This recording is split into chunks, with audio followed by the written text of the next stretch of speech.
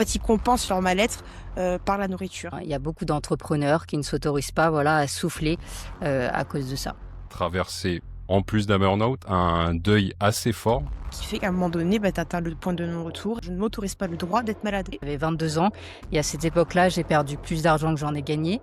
C'est une question qui est un peu délicate. Que mon corps, il m'a dit stop en fait, clairement, hein. C'est incroyable. C'est-à-dire, c'est quoi les 3 meilleurs conseils pour prendre confiance en soi? Que ça soit bien. Waouh. Comment une femme ou même l'homme peut aider à alléger la charge mentale de la femme? Comment on fait pour ne plus avoir ce syndrome de l'imposteur? Qu'est-ce que vous répondriez aux femmes qui pensent ça? Et salut les filles, comment ça va? Hello, Salut, ça ça va va? bien et toi? Ça va et toi? Ça me fait super plaisir de vous avoir aujourd'hui parce que la dernière fois qu'on s'est parlé, ça avait bien matché. Il y a plein de sujets que j'ai envie d'aborder avec vous vu que vous êtes des entrepreneuses qui parlent aux entrepreneuses. Et du coup, on va essayer d'apporter un maximum de valeur pour les gens qui nous écoutent. Déjà, on va commencer simple. Pour les gens qui vous connaissent pas, si chacune devait se présenter en 3 bullet points, qu'est-ce que vous direz? Déjà merci d'être là, on te remercie parce que nous aussi on est vraiment très contents d'être là et présentation rapide, moi c'est Cam, je suis entrepreneur et fondatrice de Badass en reconversion, des programmes pour les femmes entrepreneurs. Ok. Et moi, c'est Priscilla, je suis coach sportive, diplômée d'État, j'ai 39 ans et j'ai ma marque de vêtements de sport. Ok. Déjà, ça pose le décor. Tu parles, comment dire? Tu parlais du Badass Entrepreneur. C'est un peu votre projet commun vu que tu l'as lancé, après Pris t'a rapidement rejoint. Si tu devais présenter en 3 points, c'est quoi un Badass Entrepreneur? À quoi ça sert et pour qui c'est? Alors c'est Badass en reconversion, c'est des bootcamps pour les femmes entrepreneurs principalement et je dirais voilà une safe place, un espace de transformation où, tu réfléchis sur ton business, tu te reconnectes à toi, et tu repars avec plus de clarté et voilà, c'est 3 jours qui mélangent un peu, atelier mindset, business, entraînement de guerrière et du kiff parce qu'on est là aussi pour ça. Et voilà, c'est une communauté de femmes, qui s'entraident, qui se soutiennent et qui célèbrent ensemble leur victoire. Ok, Pris, ok. si tu as des choses à ajouter, hein, n'hésite pas. Non, c'est bon, tu tout Mm. dit. Il y a un truc que t'as pas abordé, c'est que tu es autrice de films. Oui. Si tu veux en parler rapidement. Oui, effectivement, ça fait partie de mes activités. Donc, je suis autrice feel good et développement personnel. Donc, c'est un peu lié au bootcamp parce que pendant les bootcamps, j'ai présenté mes romans et j'écris sous le nom de plume Camélia Balestracci et j'aborde plusieurs thèmes, donc le burn-out, la reconversion, mais aussi d'autres sujets. En fait, c'est tous les thèmes du développement personnel. Ça peut être la confiance en soi, le deuil sous toutes ses formes, le pardon. Donc toutes ces choses et pour moi, voilà, c'était un peu une évidence, d'écrire sur le burn-out, parce que comme beaucoup de femmes et d'hommes, j'ai traversé ces moments, voilà, de solitude où, la goutte d'eau vient faire déborder le vase. Donc voilà, au début, j'ai écrit parce que c'était une thérapie et puis, j'ai voulu, en fait, partager ça puisque je me suis rendu compte qu'on était très nombreux, dans ce cas-là et je voulais faire passer le message comme quoi, après la pluie, vient toujours le beau temps. Tu me disais en off que tous tes projets se connectaient un peu, tes livres, le bootcamp. Comment tu... Tout à fait, parce que dans mes livres, voilà, j'aborde le burn-out, je les présente en bootcamp, les romans, j'arrive avec mes romans, donc voilà, j'en parle un maximum et puis pendant les bootcamps, moi, je vais m'occuper de tous les ateliers mindset, confiance en soi, un peu business, donc du coup, ces 2 activités sont très reliées. Pour moi, en fait, c'est les bootcamps, c'est l'aboutissement, en fait, de mes romans. C'est un petit peu le dernier chapitre. Surtout que j'ai des romans qui, se déroulent au Brésil. Il y a des bootcamps qu'on fait aussi au Brésil, donc voilà, pour moi, tout est lié et mon activité de consultante, j'accompagne les entreprises à être plus visibles, sur les réseaux sociaux, tout ça, donc il y a aussi, une partie, accompagnement, de ce côté-là. En fait, j'aimerais faire un point sur le burn-out parce que, comme tu disais, c'est un truc que plein de gens vont traverser ou ont traversé dans leur vie, dans leur carrière professionnelle. Priscilla, en off, tu parlais que tu avais rencontré des gens qui ont traversé un burn-out, toi aussi, si je me souviens Mmh, bien. exactement. Euh, et moi, j'ai l'impression que beaucoup de gens, ils attendent la goutte d'eau qui fait déborder le vase. Pour vous, si une personne veut savoir si elle est en burn-out ou pas, c'est quoi les signes concrets qu'on peut donner en 3 points ou 5 points? Alors au niveau des signes concrets pour reconnaître un burn-out, donc on a déjà l'épuisement émotionnel et physique, donc une fatigue persistante et écrasante. On se sent épuisé dès le matin, après avoir dormi. On a les symptômes physiques chroniques, donc des maux de tête fréquents, des douleurs musculaires, des troubles digestifs, une baisse de l'immunité, des troubles du sommeil aussi, difficultés à l'endormissement, les réveils nocturnes fréquents, un sommeil qui n'est pas du tout réparateur. On a un deuxième point qui est le cynisme et la dépersonnalisation. Donc c'est une prise de distance psychologique par rapport au travail et aux autres. On a souvent une attitude cynique et négative. On devient très critique, pessimiste, voire sarcastique, envers notre propre travail, nos collègues, les clients et notre organisation en général. On a aussi le détachement émotionnel. On se sent indifférent, robotisé. On est en mode, enfin, moi j'appelle ça le mode sans échec. Hein. On se lève le matin, on sait qu'on doit faire ça, puis tout ce qui va être à côté, on s'en fout. On a aussi l'irritabilité et l'intolérance. On a un seuil de tolérance qui baisse considérablement par rapport à d'habitude. On s'énerve facilement pour rien. Et le troisième point, la diminution de l'accomplissement professionnel, donc un sentiment d'efficacité, le sentiment d'efficacité qui s'effondre, la baisse de performance et de concentration, un sentiment d'incompétence, une perte de motivation et d'intérêt. Et à mon sens, les signaux d'alerte hors travail, le burn-out, s'immisce aussi dans la vie personnelle, donc l'isolement social. On annule les engagements, j'ai n'importe quoi. Demain, Camille, elle me dit: «On va boire un coup», bah, je vais lui dire oui. Puis après, arrivé 1 heure avant, je vais lui dire non et je vais trouver une excuse, pour ne pas y aller. Mais c'est simplement une excuse. Parce qu'on n'a plus l'énergie ou l'envie, de maintenir des relations, et de faire semblant, en fait, parce que ça devient trop pesant pour nous. On a l'anxiété et l'humeur dépressive, le sentiment constant de tension, d'angoisse ou de tristesse, sans raison, apparente. Et ce que je rencontre beaucoup, dans mon travail, donc au niveau des coachings, Mmh. des compulsions. Donc on a un recours accru des comportements d'évitement, de compensation, donc ça va être, beaucoup par la nourriture, parce qu'ils se Mmh. sentent pas bien, ils vont compenser par le repas, enfin les repas. Ils vont manger en dehors des repas, ils vont manger plus. En fait, ils compensent leur mal-être, par la nourriture. Et donc après, tu as tout qui se lie, hein. Forcément, tu compenses par la nourriture, donc forcément tu prends du poids, donc forcément tu es mal dans ta peau, donc forcément tu es mal dans ta tête et forcément tu es mal dans ta vie. Donc en fait, c'est un cercle vicieux, en fait. Je sais Ouais, pas, moi Camille, si tu veux je compléter. Ouais, je rajouterais peut-être que, souvent on se dit que le burn-out, c'est une faiblesse alors que, je pense que c'est plus, voilà, un message, que ton corps essaye de t'envoyer, voilà, et tire sur la sonnette d'alarme et souvent, voilà, c'est la goutte d'eau, comme on disait, qui fait déborder le vase et souvent c'est le début, voilà, enfin d'un vrai tournant qui va se passer, chez la personne, c'est l'occasion, voilà, pourquoi pas de revoir certaines choses qui ne vont pas dans ta vie et je pense que les entrepreneurs, tu vois, ils sont très soumis, enfin, ils peuvent être soumis au burn-out clairement, je pense que ça peut détruire, ton business parce que on va se dire: j'ai pas le droit de me reposer, il faut que je travaille parce que sinon je suis pas payé». Mmh. Et en fait, il y a beaucoup d'entrepreneurs qui ne s'autorisent pas, voilà, à souffler, à cause de ça. C'est vrai, c'est C'est vrai. Moi, je clair. sais que c'est plus ou moins mon cas, hein. Je rejoins ce que Camille dit. Hem, Là, on a un objectif qui était, le Brésil. Tu te dis, enfin, je suis tombée malade par exemple, c'est pas grave, je vais quand même travailler parce que, tu sais que si tu ne travailles pas, tu n'as pas de rentrée d'argent, puis en fait, c'est un cercle vicieux. Sauf qu'en fait, tu t'épuises aussi, tu t'épuises, physiquement, tu t'épuises, moralement, tu t'épuises mentalement, mais en fait, on n'a pas le choix. On n'a pas d'autre choix que d'aller au front et de faire semblant, de sourire, et en fait, le fait de faire tout le temps semblant, parce que moi je me suis c'est comme ça que c'est produit pour moi, le fait de trop prendre sur moi et de faire semblant parce que je me dis: si je travaille pas, ça l'argent ne rentre pas et parce que je suis mère de famille aussi, ça te crée une tension psychologique et qui fait qu'à un moment donné, tu atteins le point de non-retour et après ton corps il parle, tes nerfs lâchent et voilà. C'est clair. Ça me fait penser à une étude, Je sais pas si vous connaissez l'Observatoire à Maroc.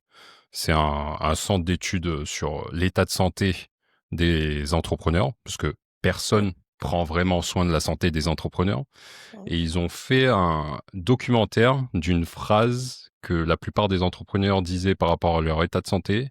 C'était soit je n'ai pas le temps d'aller mal ou je n'ai pas le droit d'aller mal. Et du coup, ça me fait Tu sais penser. quoi? C'est rigolo parce que c'est souvent ce que je dis. Tu vois, Hum, dernièrement, j'étais malade et mes adhérents me disent: «Mais pourquoi tu es là? Enfin, repose-toi». Puis je leur dis: «Bah non, j'ai entre guillemets, j'ai pas le droit d'être malade, en fait. Même malade, je suis là, donc je ne m'autorise pas le droit d'être malade».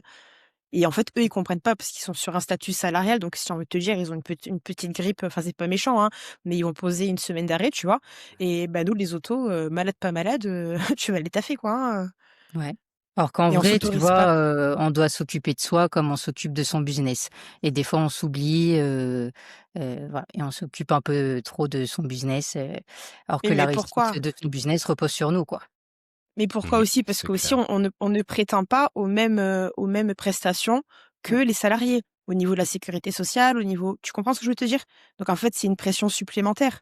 Enfin moi je sais que j'ai une amie, enfin moi Dieu merci, je me suis jamais mis en maladie, mais j'ai une amie, elle a attrapé le covid à l'époque, c elle a posé 15 jours d'arrêt, elle a touché 2,19 € par jour, quoi. C'est rien, alors qu'un salarié, lui, il va être à je sais pas combien de pourcentage de son salaire. Alors après, on va te dire: «Oui, mais c'est un Mmh. choix que tu as fait». Enfin et après donc tu es jugé et donc après enfin, genre enfin, au niveau familial, au niveau entourage, tu es jugé: «Oui, mais c'est le choix que tu as fait d'être en auto, donc du coup, te plains pas» et donc du coup, ça te rajoute une couche au niveau moral et en fait, si tu veux, c'est ça, plus ça, plus ça, plus ça, plus ça, Mmh. plus ça, tu exploses. Voilà C'est clair. et on OK. te dit tout le Bon, temps, du «C'est le choix que tu as fait, donc tais-toi», en fait. Voilà. du coup, les entrepreneurs qui se reconnaissent dans les signes que vous avez dit et qui ont pas envie d'arriver à un burn-out où ils peuvent plus travailler et ne plus toucher de chiffre d'affaires qui rentre, ça serait quoi les conseils, les grandes actions que vous pouvez, conseiller à ces entrepreneurs qui sont en train de frôler le burn-out pour aller mieux? Alors, moi, ce que je leur préconise et parfois c'est aussi dur à accepter et à entendre, c'est l'arrêt complet et l'obtention d'un congé. Donc pour moi, c'est la priorité absolue et souvent la plus difficile à accepter. Donc l'action concrète, c'est de consulter immédiatement un médecin. Pourquoi? Parce que le burn-out, c'est une rupture d'épuisement. On tente de ralentir, de prendre quelques jours, mais ça ne suffit pas généralement. Il faut prendre plus et le corps et l'esprit, ils doivent sortir de «l'environnement toxique» entre guillemets dans lequel on se trouve, qui a généré ce mal-être en fait et du stress qui est causé, par l'épuisement pour commencer un début de guérison. L'objectif, c'est d'atteindre le stop physique et mental nécessaire pour empêcher le glissement de devenir irréversible et d'entamer, une phase de repos total. Après, on a aussi la restauration physique et cognitive. Une fois qu'on a obtenu l'arrêt de travail, il faut reconstruire les fondations et donc l'action concrète, c'est mettre en place un programme de rétablissement, biologique, prioriser son sommeil parce que c'est super important, reprendre une alimentation et une hydratation, correctes, donc retrouver des repas équilibrés, réguliers, pour restaurer les déficits nutritionnels que l'on a causés liés au stress chronique que l'on a accumulé et là, je vais parler de ma partie, reprendre, si possible, une enfin, sous bien sûr, avec l'accord du médecin, une activité physique douce. Donc intégrer des activités qui reconnectent les sensations corporelles, sans objectif de performance, tu vois? Aller faire une petite rando, faire des étirements, faire du pilates, du yoga, tu vois? Mais en fait, tout ça, ça va te permettre, d'épuiser, enfin, au niveau du stress, chronique, vu que le burn-out a épuisé les réserves hormonales et neuronales, bah, en fait, ça fait du bien. Et l'idée, c'est de sortir de l'état de fatigue et du mode sans échec en mode survie, entre guillemets, pour que le cerveau puisse de nouveau se concentrer et analyser les situations qui se présentent à nous, à mon sens. Ouais, je rajouterais aussi que c'est important, de mettre des mots, voilà, sur ce qu'on ressent. Parce que souvent on pense que, bah, le burn-out vient du fait de trop travailler, alors qu'en fait on s'est aussi oublié. Donc tu vois, se demander, bah, pourquoi je me suis autant oublié? Qu'est-ce qui me ressemble plus dans ma vie? Bah, qu'est-ce que j'ai accepté que j'aurais jamais dû accepter? Une fois qu'on a mis, les mots, voilà, c'est important, voilà, de sortir de l'isolement, accepter de se faire, accompagner, hein, parce que c'est pas parce qu'on est accompagné qu'on est faible. Après, peu importe, la thérapie, hein, qu'elle soit traditionnelle ou plus, énergétique. Moi, je sais que l'EFT, ça marche, beaucoup sur moi. Alors c'est basé sur les points, d'acupression et ça permet en fait de libérer, les charges émotionnelles, le stress, les blessures que tu as accumulées, dans ton corps, depuis plusieurs années.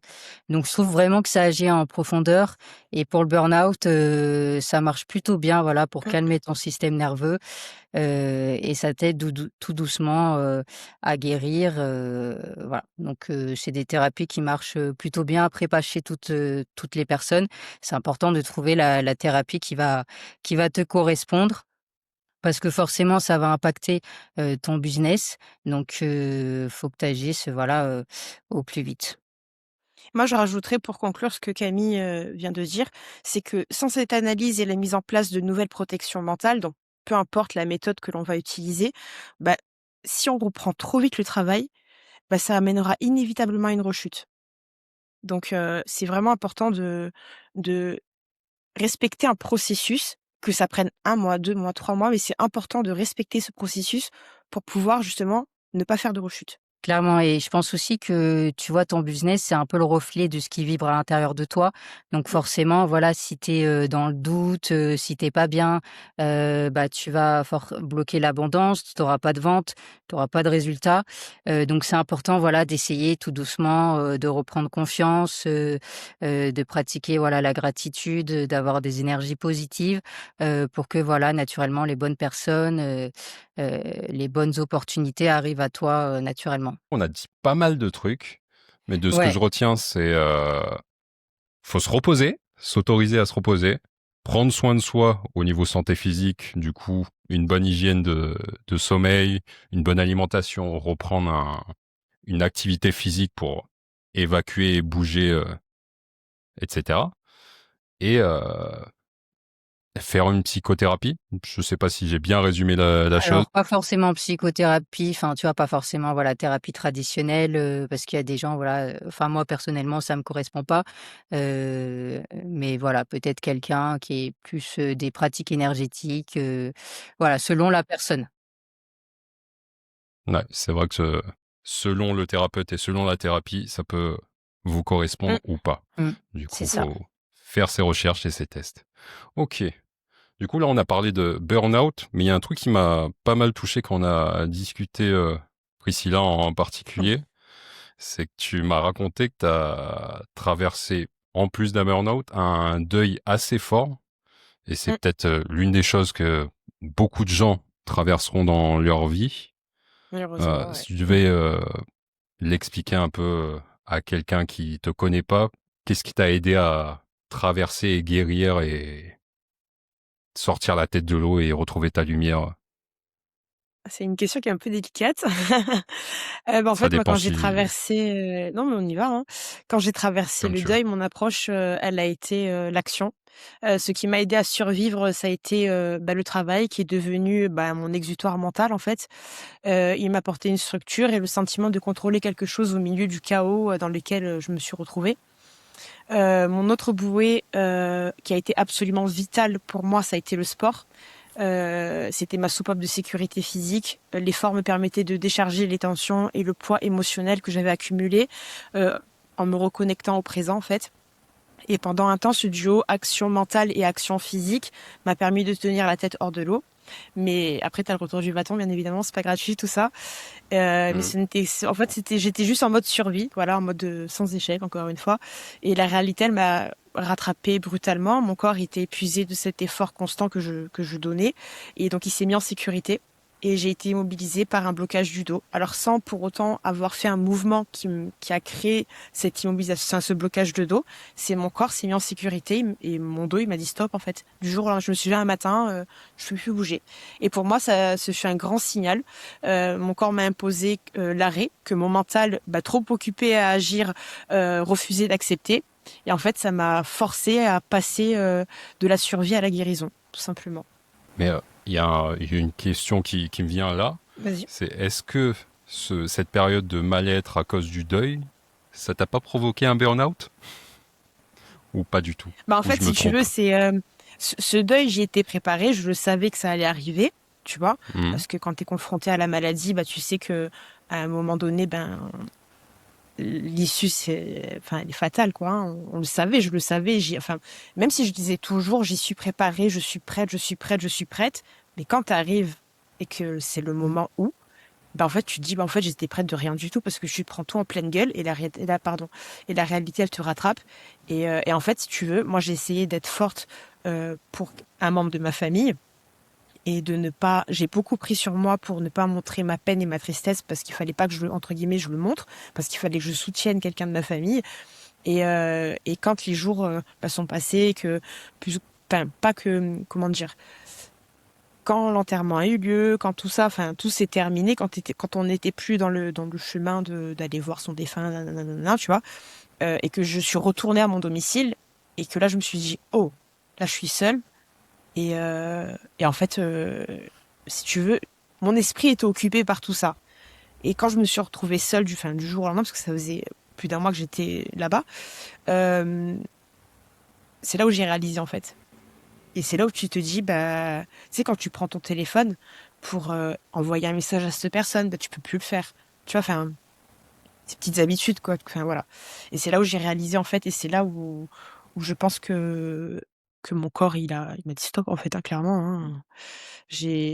Moi, j'avais fait le choix de continuer de travailler, malgré tout ça, tu vois, j'ai pas Mhm. voulu me mettre en arrêt de travail parce que c'était pour moi, je voulais pas m'isoler, en fait. Pour moi, le fait d'aller travailler, c'était m'occuper. Voilà, c'était au moins j'y pense, enfin pas j'y pense pas, mais je suis dans un métier où je dois tout le temps sourire, je dois tout le temps aller bien. Et après, c'est vrai qu'on a des gens qui sont fantastiques devant nous et qui nous donnent de la joie de vivre.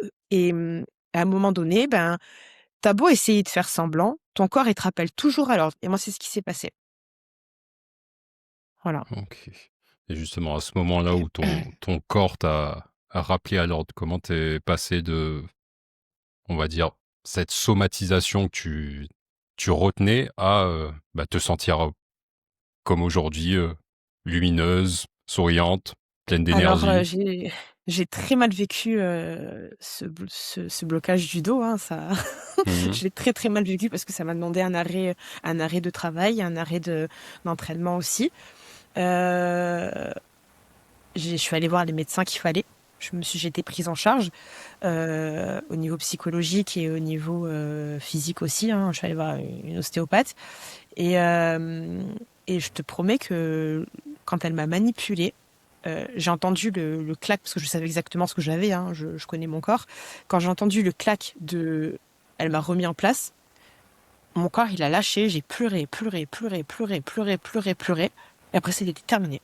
Après je suis repartie, plus de douleur, plus rien. En fait, si tu veux, pas que je m'interdisais de pleurer, j'ai pleuré le jour J, tu vois, mais après j'ai plus pleuré. Comme j'ai enchaîné avec le travail et tout, donc je ne pleurais pas, je pleurais pas.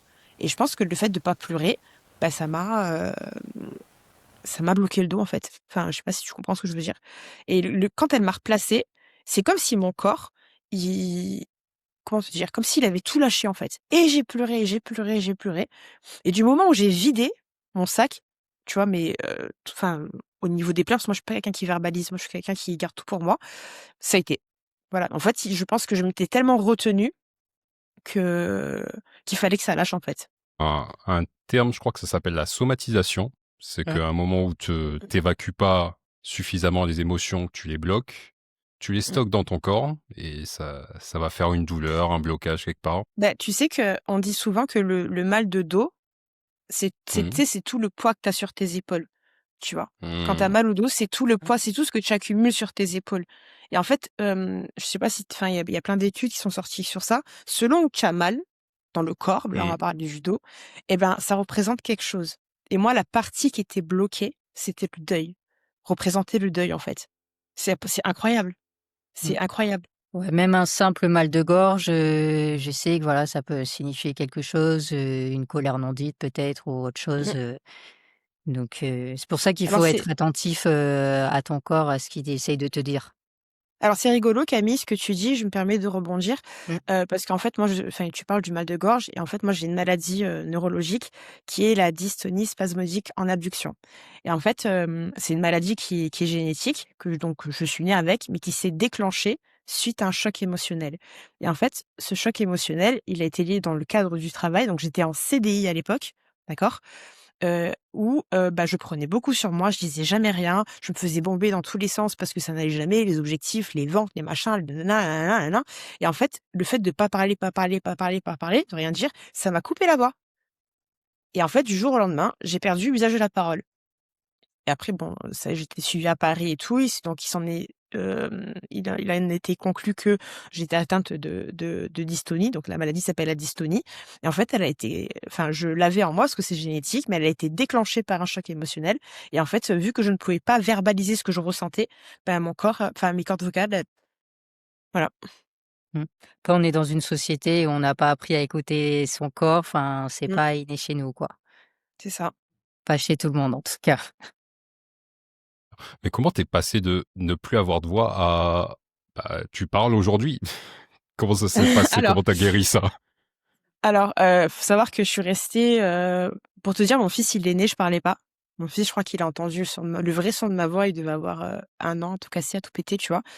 Je suis suivie par un le service neurologie bah, alors avant c'était à Paris, maintenant c'est le service s'est étendu et on en a un sur Marseille et en fait, on me fait des injections de toxine botulique dans les muscles du laryngé et en fait, si tu veux, j'ai des spasmes qui se créent dans les muscles du laryngé et ça me bloquait les cordes vocales en abduction et en fait, on me met entre guillemets «du botox», vous savez ce que les meufs elles mettent là pour leurs rides? Moi, Mmh.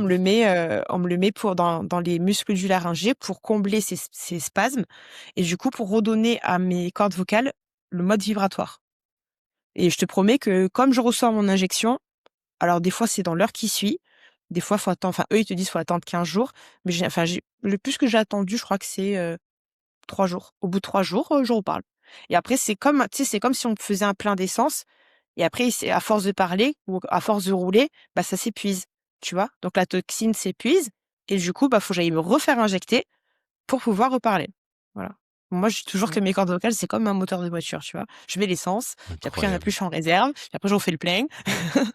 Et ce qu'il faut aujourd'hui, c'est que tu es coach sportif et tu utilises beaucoup ta voix, pendant les cours. Alors, Ouais. il faut Donc savoir que j'ai passé mon BPJEPS à l'époque. J'étais en plein dans la maladie parce qu'en fait, quand j'ai perdu l'usage de ma voix, j'ai démissionné de mon travail de salarié et la chose qui m'a sauvée, ça a été le sport. Donc j'ai pris le parti de passer mon BPJEPS et j'ai passé, la pratique pardon, la pratique sans voix. Ouais, j'ai passé la pratique sans voix et j'ai utilisé le cueing gestuel. Voilà et j'ai eu tous mes UC du premier coup. Quand il a fallu passer l'oral, tu sais, de présentation, ben, en fait, j'avais fait des PowerPoint à l'époque, ça s'appelait comme ça, des PowerPoint parce qu'en fait, bah, je peux pas m'exprimer donc fallait que enfin, que je valide mon dossier donc mon dossier, bah, la seule façon de dire ce que je voulais dire, c'était de l'écrire et en fait, j'avais fait tous des visuels et tout. Je pense que je lui aurais fait tellement de la peine qu'ils ont fini par me valider. Ils se sont dit: «Elle, elle le veut son diplôme». Donc voilà, j'ai passé mon BPJEPS, et toute ma formation d'ailleurs, sans voix. Voilà. quand on a la volonté, on peut faire des trucs incroyables, hein. Mmh. Exactement.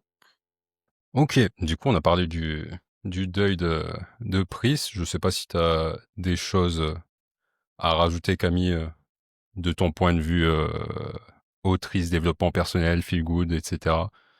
Je sais pas si c'est un sujet qui t'intéresse, qui te touche?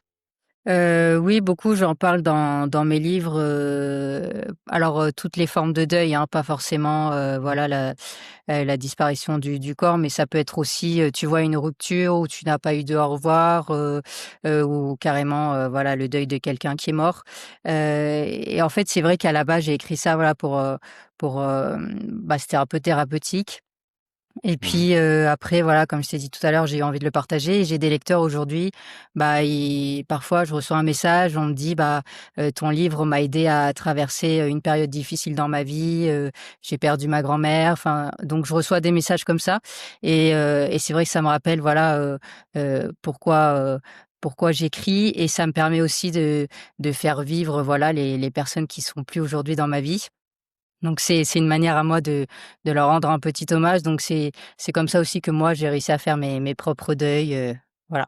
Mais je pense qu'un deuil, voilà, enfin, après est-ce qu'on le fait vraiment totalement dans sa vie? Mais je pense que c'est quelque chose qui prend des années, à refermer ce type de blessure.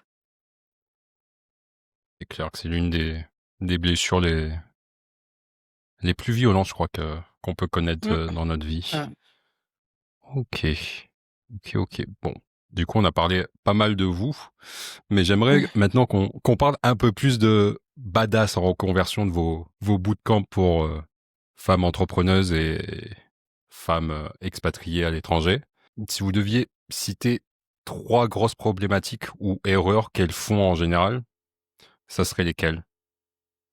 Alors en général, en fait, il y en a beaucoup qui attendent pour se lancer, voilà. Enfin moi la première, hein, pendant des années, je me suis donné des excuses. J'avais 1000 excuses pour pas, démissionner. Il m'a fallu 7 ans la première fois pour poser ma première démission. J'avais tout le temps la bonne excuse: «Je suis pas prête, c'est pas le bon moment, ma vie, voilà, ça c'est pas bon le bon moment aujourd'hui» et en fait, je pense que plus on attend et on le fera jamais finalement et en fait, le moment parfait, il existe pas. Donc voilà, je pense qu'il faut juste se lancer et ajuster en chemin. Après pour ce qui est des expats, je pense que des fois, voilà, on peut sous-estimer un peu, bah, l'impact, du déracinement émotionnel. Parce que bon, c'est pas facile, voilà, d'être, loin de sa maison, de sa famille, de sa culture. Et bah, quand on arrive dans le pays, on connaît personne, parfois on connaît pas très bien la langue. En plus, quand on doit construire un business à côté, c'est encore plus difficile. Et je pense que c'est important, voilà, de créer un cadre, de sécurité, heu, pour, bah, se sentir bien et moins seul. Et c'est un peu, voilà, ce qu'on s'est donné comme mission avec Pris, avec Badass en reconversion, c'est d'aller chercher ces femmes entrepreneurs et de leur apporter, bah, une communauté, de femmes, même à l'étranger quand tu es loin de chez toi. Après voilà, on a aussi nos activités à Marseille, vu que le projet est né ici, mais l'idée c'est d'aller chercher les expats et par exemple à Rio, il y a beaucoup de femmes audacieuses qui déménagent là-bas pour créer leur business et voilà, donc on veut aller un peu à la rencontre de ces femmes.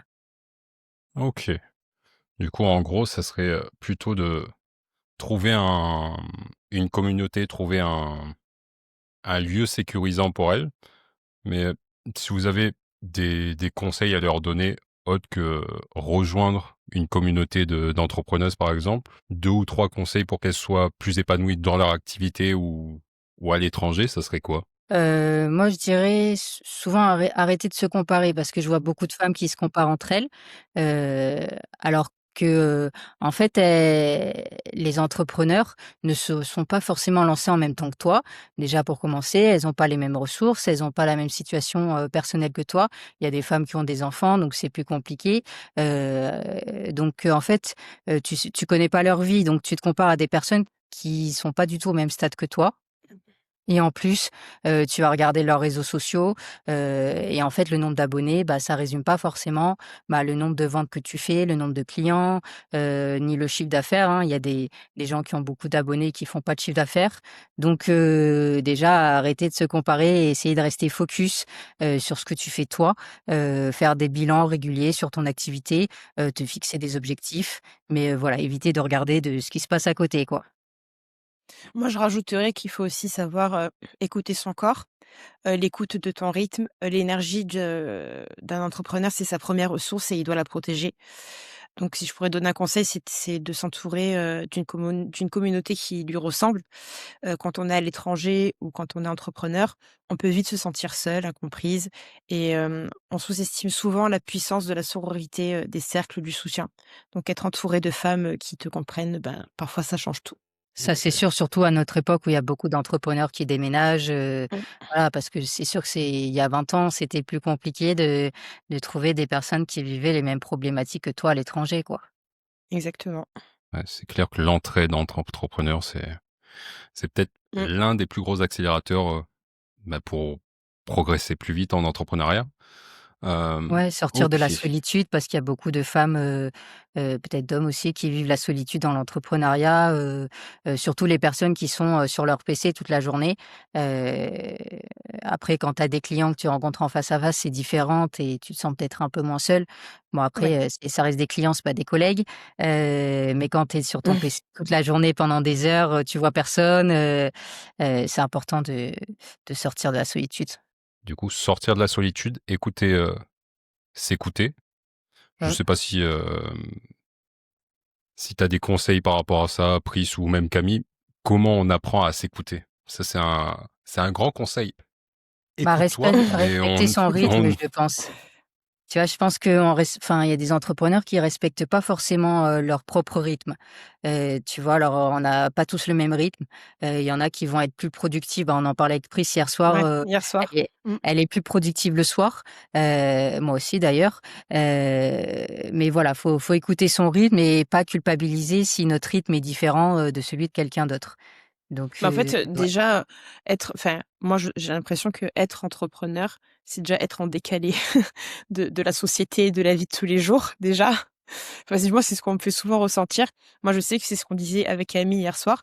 Moi, la journée, je vais être très productive au niveau physique, c'est-à-dire, je vais pouvoir coacher, je vais pouvoir m'entraîner, je vais pouvoir, accumuler le nombre d'heures de cours. Je parle de l'aspect physique, tu vois? Mais par contre, au niveau intellectuel, tu n'obtiendras rien de moi la journée. S'il faut que Camille, elle aussi, elle faudrait qu'elle me demande la journée.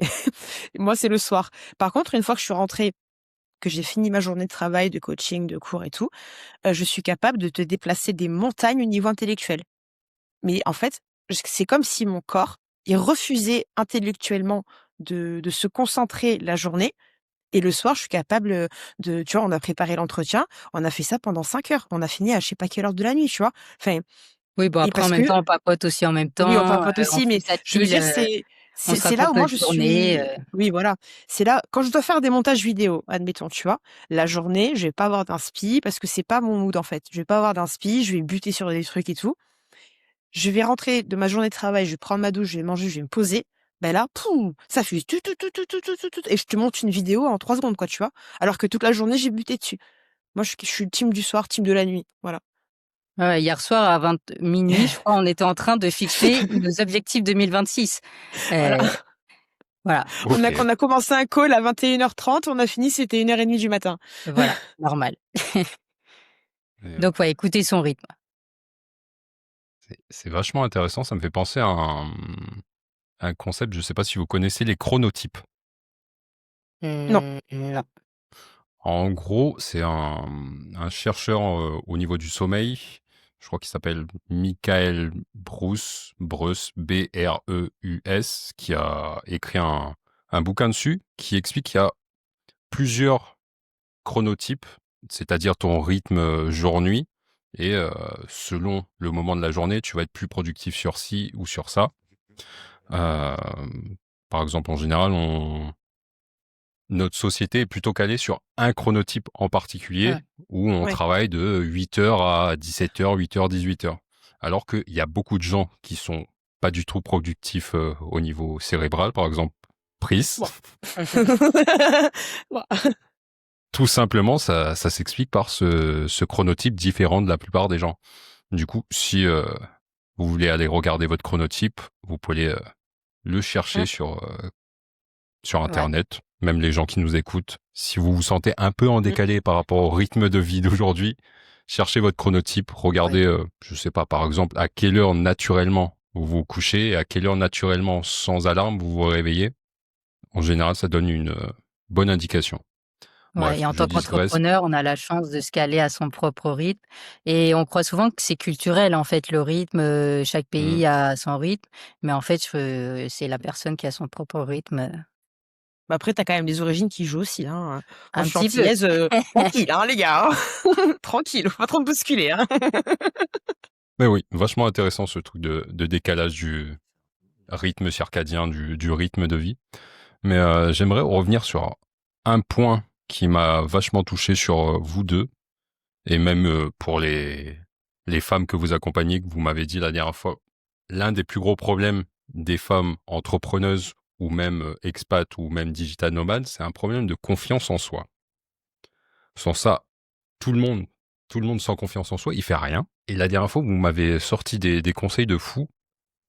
Selon vous, c'est quoi chacune, toutes les deux, parce qu'à mon avis, c'est complémentaire, c'est quoi les 3 meilleurs conseils pour prendre confiance en soi, en particulier quand on est une femme entrepreneuse ou qu'on est une femme qui veut entreprendre? Alors, à mon sens, pour moi, hein, l'action numéro 1, c'est créer des micro-victoires quotidiennes.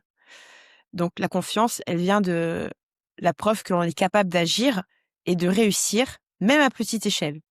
Donc le conseil concret, ce serait de fixer chaque jour, ou presque, une tâche spécifique et réalisable, qu'on a tendance à repousser, tu connais la to-do list là? Voilà, et qu'on a du mal à la mener, la to-do list. Bien vu. Pourquoi ça fonctionne? Parce que chaque fois que l'on va cocher la case de la to-do list, le cerveau, il enregistre, il dit: «Ah, je l'ai fait», et c'est une micro-victoire. Alors, pour certains, c'est rien. Moi, je sais que ma to-do list, je suis contente quand je coche. Je me dis: «Ah, je l'ai fait», tu vois? Et du coup, hem, ce n'est pas la taille de la tâche qui compte, mais c'est la régularité à honorer son engagement envers soi-même. Donc, ces petites victoires qui s'accumulent, elles construisent un dossier mental qui veut dire: «Je peux le faire», tu vois? Et donc l'objectif, c'est de remplacer le sentiment d'inaction et de doute à une dynamique positive, basée sur l'exécution. Après, tu as la communication. Apprenez à poser les limites et à dire non. C'est pas parce qu'on dit non qu'on est de mauvaises personnes. Donc le manque de confiance, il est souvent lié, à la peur de décevoir, ce qui mène à accepter trop de choses, et je le sais parce que moi la première, hein, générant, un ressenti, d'épuisement. Moi je sais, j'en suis confrontée, dans mon métier, moi je suis quelqu'un qui dit tout le temps «oui», et sauf que, ça me porte préjudice à chaque fois, donc maintenant c'est terminé. Enfin maintenant j'apprends à dire non. Tu vois? Enfin, même moi je travaille dessus. Des fois j'en parle avec Camille, je lui dis: «Eh Camille, il s'est passé ça, tu en penses quoi?» Et elle me dit: «Tu été trop gentille ou tu été, trop sévère». En fait, le problème, c'est que moi, j'ai pas de c'est mon défaut. C'est soit tout blanc, soit tout noir. Il y a pas de gris chez moi, tu vois? Donc j'apprends à doser, tu vois? J'apprends à doser. Donc le conseil concret que je pourrais donner, c'est, s'entraîner à dire non. Au moins une demande genre cette semaine, on va me dire un truc, et si ça ne me convient pas, je vais pas te dire oui pour te faire plaisir, je vais te dire non pour me faire plaisir. Parce que je n'ai pas envie de le faire. Voilà, et en fait, pourquoi ça fonctionne? Parce qu'à chaque fois que tu vas poser une limite, tu envoies 2 messages. Un aux autres: «Mon temps et mes besoins, ils sont importants», et 2 à soi-même: «Je suis ma propre priorité», et en fait, ça relance et ça renforce le respect que l'on a envers nous-mêmes et le socle de la confiance. Après la troisième, la posture. Changer notre discours interne et externe. Donc on va parler de la posture physique. Donc corriger notre posture, se tenir droite, les épaules légèrement en arrière, un regard à la hauteur. Il y a des études qui montrent que cette posture, elle augmente, physiologiquement le sentiment de pouvoir. D'ailleurs, enfin, j'ai lu un livre sur la PNL où on apprend selon comment les gens, ils se positionnent devant nous, tu sais, le regard, le machin. Bah, enfin, sur moi, dans mon métier, j'en ai besoin, tu vois? Ça, vu qu'ils ne verbalisent pas, leur posture parle à leur place, en fait. Je sais pas si tu vois ce que je veux dire? Après, tu as le verbal. Donc, éliminer immédiatement les edge, donc les mots, atténuants de notre vocabulaire, surtout au travail. Arrêter de dire: «Je ne suis pas sûr de, mais», «C'est peut-être stupide, mais», ou «J'ai juste une petite idée, mais». Pourquoi ça fonctionne? Parce que son corps, enfin notre corps et nos mots, ils influencent notre cerveau, et en parlant et en nous tenant comme si on était déjà en confiance, on commence à le devenir en fait. On commence à prendre confiance en nous. Donc les mots atténuants diminuent l'impact de nos idées, avant même qu'elles soient exprimées, et l'objectif en fait, c'est de projeter immédiatement une assurance minimale, qui sera peu à peu validée par l'environnement et intégrée par notre cerveau, que cela plaise ou non. Voilà. Le dernier point que tu as dit de contrôler son discours, j'ai envie de dire, c'est plus facile à dire qu'à faire. Si tu avais un conseil pour une personne qui veut apprendre à avoir un discours plus sain, beaucoup plus propre, ça serait quoi? Comment tu Ben, fais pour la appliquer ça en confiance, général? à mon sens, la confiance, elle se manifeste dans la posture physique et dans le langage que tu utilises. Un mot Mmh. est un mot a une signification. Je sais pas si Mhm. tu comprends ce que je veux dire? Donc du coup, Ouais. déjà, si, admettons, tu es mon interlocuteur, toi, enfin, je vais te dire quelque chose, tu vas me donner des objections, d'accord? Ben, des personnes entre guillemets, qui sont introverties vont se mettre comme ça, tu sais, vont se recroqueviller et face à ton objection, ils vont te dire: «D'accord», tu vois? Moi, je vais me mettre devant toi, je vais me redresser, je vais te regarder dans les yeux et je vais te dire: «Non, je ne suis pas d'accord. Parce que» et je vais argumenter. Ouais, c'est aussi l'incarnation de ton discours. Mmh. Voilà. Hmm. Puis moi, je trouve que la Tu vois? posture, elle a beaucoup d'impact, hein. Enfin, je sais que, moi, je vois mes responsables, au travail, quand, on doit se faire tirer, les oreilles, je peux te garantir qu'ils se tiennent devant nous et tu vois, enfin, la posture est tu te dis: «Ah, elle rigole pas là», tu vois? Ouais. En fait, faut Hmm. que tu crois en ce que tu dis pour que Mmh, les autres, y croient aussi, quoi. Mhm. mmh. Ok. Ok, je comprends mieux. Et du coup, toi, Camille, on a pas mal parlé de posture, de fixer ses limites, faire des micro-actions. Toi, si tu avais 3 conseils à donner à une entrepreneuse ou une expat qui veut prendre confiance en elle, ça serait quoi les 3 meilleurs conseils? 1er, je dirais sortir de sa zone de confort. Tu vois? Vraiment, je sais, enfin, moi, il y a quelques années, il y a peut-être 10 ans, j'avais zéro confiance en moi. Après, la confiance en soi, c'est linéaire, c'est montagne russe. Forcément, il y a des jours où tu es là, il y a des jours où tu es en bas, mais c'est normal et le fait de sortir de ta zone de confort au quotidien, ça te met en difficulté. Alors c'est sûr, c'est pas du tout agréable, mais en fait, après, tu es tellement fier de toi de l'avoir fait et puis Mmh. en plus, bah, tu apprends, à chaque fois à t'améliorer donc parce que rester spectateur, pardon, bah, forcément ta confiance, elle va pas augmenter. Donc ça, je dirais, ouais, le premier conseil.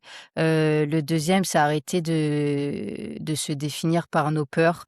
Heu, Tu vois, souvent on doute, on se dit qu'on n'est pas légitime, on n'ose pas prendre sa place. Heu on s'excuse d'être là, comme je disais, mais en fait, c'est important de se dire: «Bah, je mérite, d'être ici au même titre que les autres». Et c'est pas parce que j'ai cette peur-là que ça doit m'empêcher d'avancer, m'empêcher de passer à l'action, je dis souvent aux badass, être badass, c'est avancer malgré la peur au ventre. Alors moi, la première, hein, j'ai peur tous les jours. Plus j'ai des rêves plus grands que moi, je me lance des défis toujours plus grands chaque année, et je suis terrorisée, hein, mais j'avance quand même parce que j'ai appris à me faire confiance, quand personne ne croyait en moi, tu vois? Et c'est ça qui est difficile aussi, je pense, apprendre à croire en toi quand tu es pas soutenu par ton entourage, quand ton entourage n'a pas forcément confiance en tes capacités. C'est arriver à trouver cette petite flamme au fond de toi et à y croire parce que personne va y croire à ta place. Mmh. Donc voilà, ça serait le petit deuxième conseil et troisième, bah, c'est ce que disait Pris, ancrer ses victoires et d'ailleurs lors des bootcamps, on a un exercice qui s'appelle, la ligne de la fierté. Donc chaque badass, avance d'un pas et dit haut et fort, une victoire, pour laquelle elle est fière et elle le dit à l'ensemble du groupe et donc voilà, on va la féliciter, alors ça peut être n'importe quoi, hein. J'ai monté un business, j'ai survécu à un burn-out, et du coup, c'est important qu'elle le dise, à l'ensemble du groupe, et puis les noter aussi. Moi, je les note dans mon téléphone, et puis de temps en temps, quand j'ai une petite baisse de confiance, je vais les regarder, mais voilà, c'est un exercice, qui est pas facile en bootcamp parce qu'il y a beaucoup de personnes qui ont du mal, beaucoup de femmes, à reconnaître leur Hmm. victoire, face au groupe. Mais c'est important justement de les faire sortir de leur zone de confort. Super intéressant. Il y a un truc que tu as dit qui m'a fait tilt, c'est apprendre à te faire confiance quand les autres te fait pas encore confiance, parce que en général, ils attendent que tu aies les résultats avant de te faire confiance. C'est ça. C'est peut-être que tu as des conseils pour apprendre à te faire confiance avant que les autres te fassent confiance, ou même prise. Bah, c'est vrai que moi, on m'a souvent dit que j'y arriverais pas, hein, que, on n'a pas forcément cru en moi quand j'étais enfant. Donc en fait, j'avais en fait cette envie de montrer aux autres que j'étais capable d'arriver et puis à me le prouver à moi-même surtout. Donc voilà, c'est surtout en sortant de ma zone de confort, tous les jours, voilà, et de pas écouter, ma peur.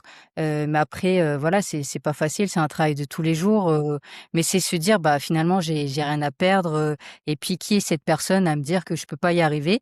En fait, c'est juste sa peur à elle qui parle, c'est pas la réalité, quoi. C'est C'est ça. vraiment, le mental qui est important, et transformer les croyances, limitantes, en des phrases positives qui vont, des mantras qui vont te faire avancer chaque jour.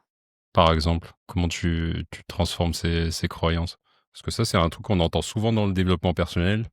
Il faut arrêter d'avoir des croyances limitantes. Mais on nous explique jamais comment on fait pour transformer ça et enlever les croyances limitantes. Je ne sais pas si vous avez des conseils par rapport à ça. Bah, ça Comment ça enlever prend une... des années, hein, tu vois? Moi, on m'a souvent dit que, bah, on pouvait pas gagner sa vie avec un métier passion, qu'il fallait que je trouve un job alimentaire.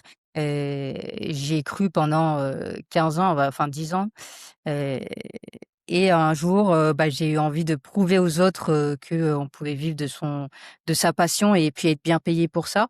Heu, mais en fait, c'est des petites actions, chaque jour, et arrêter, ouais, j'étais tout le temps dans la négativité avant et un jour, je me suis dit: je me répétais tous les jours: «Je peux y arriver, je peux y arriver».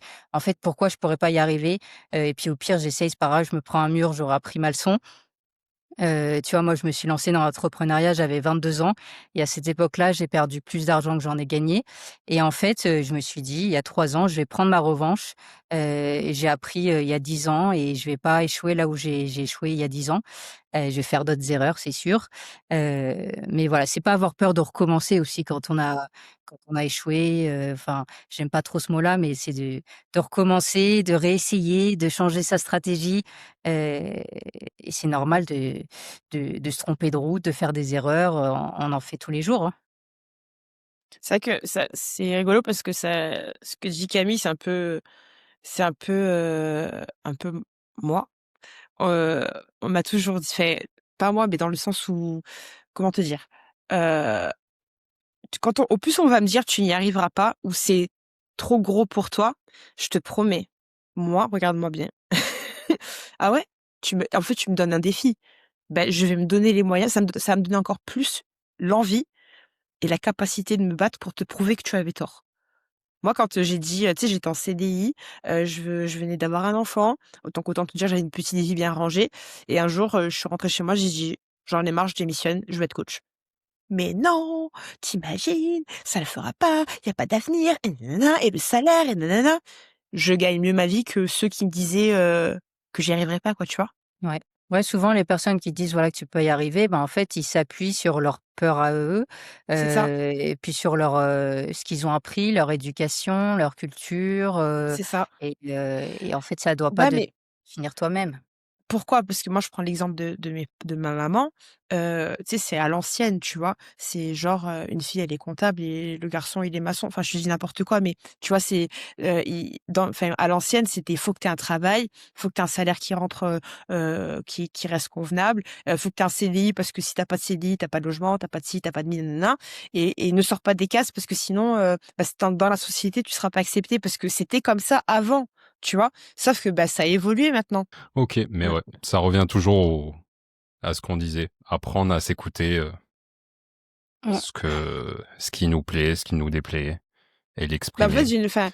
j'ai l'impression que les gens comme Camille et moi, genre, c'est, tu sais, le vilain petit canard. Tu as la famille, puis tu as le vilain petit canard qui a décidé de pas faire comme tout le monde. Bah, c'est nous, en fait. Voilà, Ouais, mais Je après quelques comprends. années plus tard, ils vont regarder et se dire: «Ah bah, finalement, cette personne avait peut-être raison», c'est ça. et ça va peut-être les inciter à faire des changements dans leur vie. Voilà. Ouais, mais par contre, tu vois, ils vont se servir aussi de ça, parce que quand tu vas rencontrer une petite faille, bah, je suis malade, enfin, un truc tout con, hein, je suis malade, je suis poli, bah, tu moi, je sais que ma mère, elle me dit: «Bah, tu vu, tu voulu être en auto, bah, tu peux pas te mettre en maladie». Tu vois, ça, c'est facile, tu vois, c'est: «Mmh». Bisous maman. Enfin, tu vois ce que je Du veux coup, dire? je vois très clairement. Du coup, ça fait pas mal la transition avec la question suivante, parce qu'on parlait de confiance en soi, mais que souvent les gens, ils ont peur.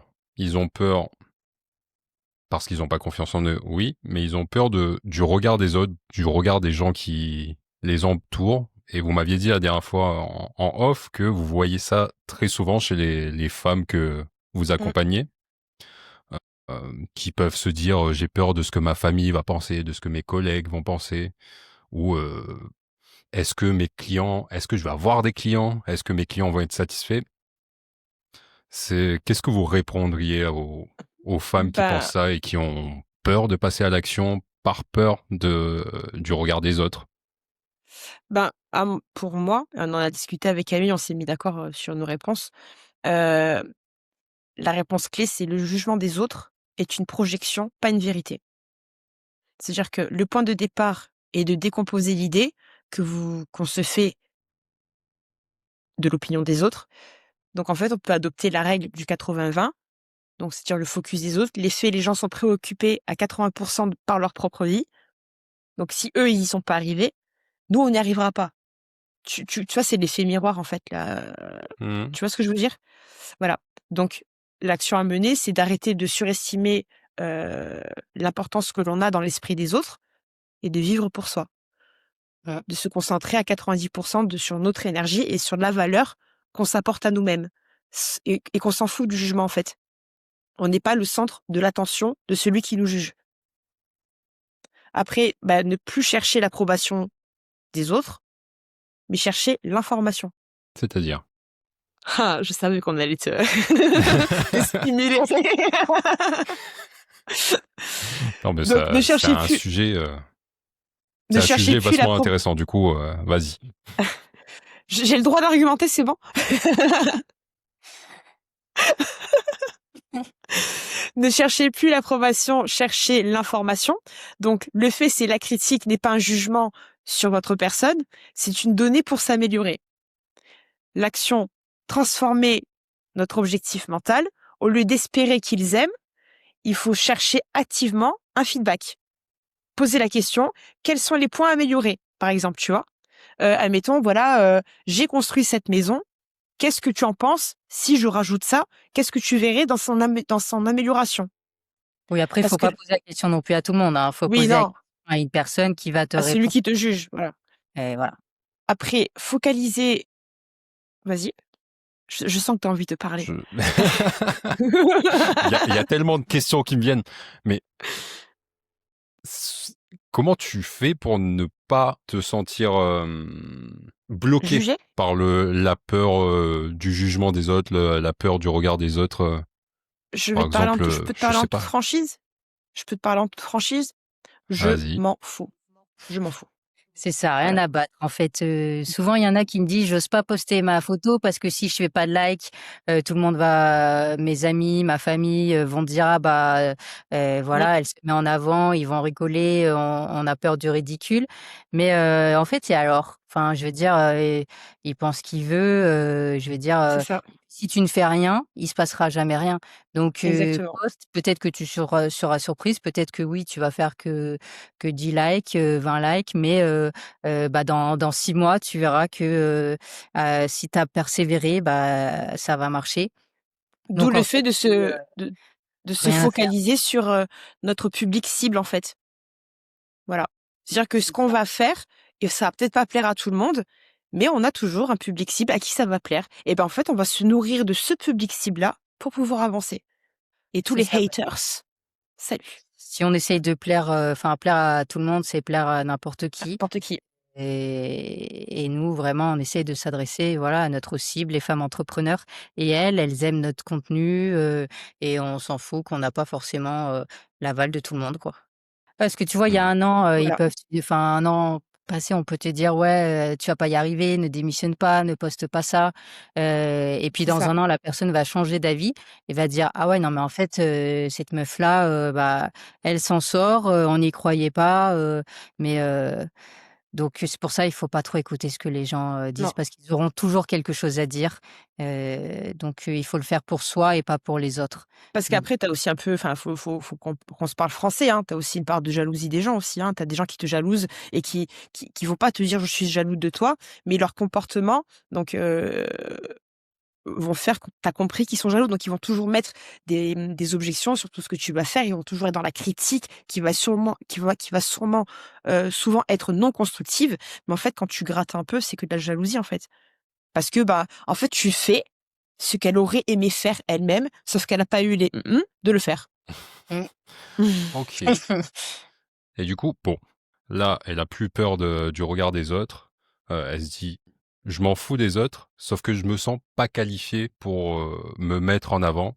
C'est un peu un des points que vous m'avez dit que vous retrouvez souvent chez les personnes que vous accompagnez, c'est ce syndrome de l'imposteur. Comment on fait pour ne plus avoir ce syndrome de l'imposteur? Je pense que c'est tout à fait normal de l'avoir. À partir du moment où tu sors de ta zone de confort, forcément tu l'as. Parce que quand je dis voilà, faut se lancer même si on n'est pas prêt, même si c'est pas parfait, on ajuste en chemin, on apprend en chemin. Donc forcément, tu pas un expert, dès le départ. Qui est un expert, en commençant? Donc c'est normal en fait de pas se sentir, forcément, tout à fait légitime et je pense que le syndrome de l'imposteur, il sera toujours là en fond, tu vois? Tu peux pas, enfin, je pense qu'aucun entrepreneur te dira qu'il a réussi à faire disparaître son syndrome de l'imposteur. C'est juste qu'il faut pas le laisser prendre le volant de ta vie et lui dire, qu'en fait, oui, tu es légitime et se rappeler en quoi on est légitime. Tu vois, j'avais une badass en coaching et bon, l'exercice n'est pas du tout agréable. Je lui ai demandé de réfléchir en quoi elle était légitime parce qu'elle était en pleine reconversion, en quoi son métier d'avant pouvait l'aider pour son métier d'après. Alors, forcément ça a pris du temps parce que les réponses ne viennent pas forcément, quand on n'a pas l'habitude de réfléchir à ce type de questions, les réponses ne viennent pas comme ça. Mais en fait, avec le temps, tu te dis alors, c'est tu pas besoin en fait d'être un expert tout de suite parce qu'en fait, tu peux aider les gens qui sont, au stade en dessous de toi. L'important, c'est d'avoir un coup d'avance, sur ta cible pour Mmh. pouvoir leur apporter quelque chose. Mais forcément, quand tu te lances, tu seras pas un expert. Tu seras un expert dans 5 ans, dans je sais pas combien d'années. Mais voilà, c'est d'ajuster en chemin et se dire: «OK, je suis pas encore un expert, mais j'apprends tous les jours je me forme», et c'est important de se former au quotidien, surtout quand tu es à ton compte.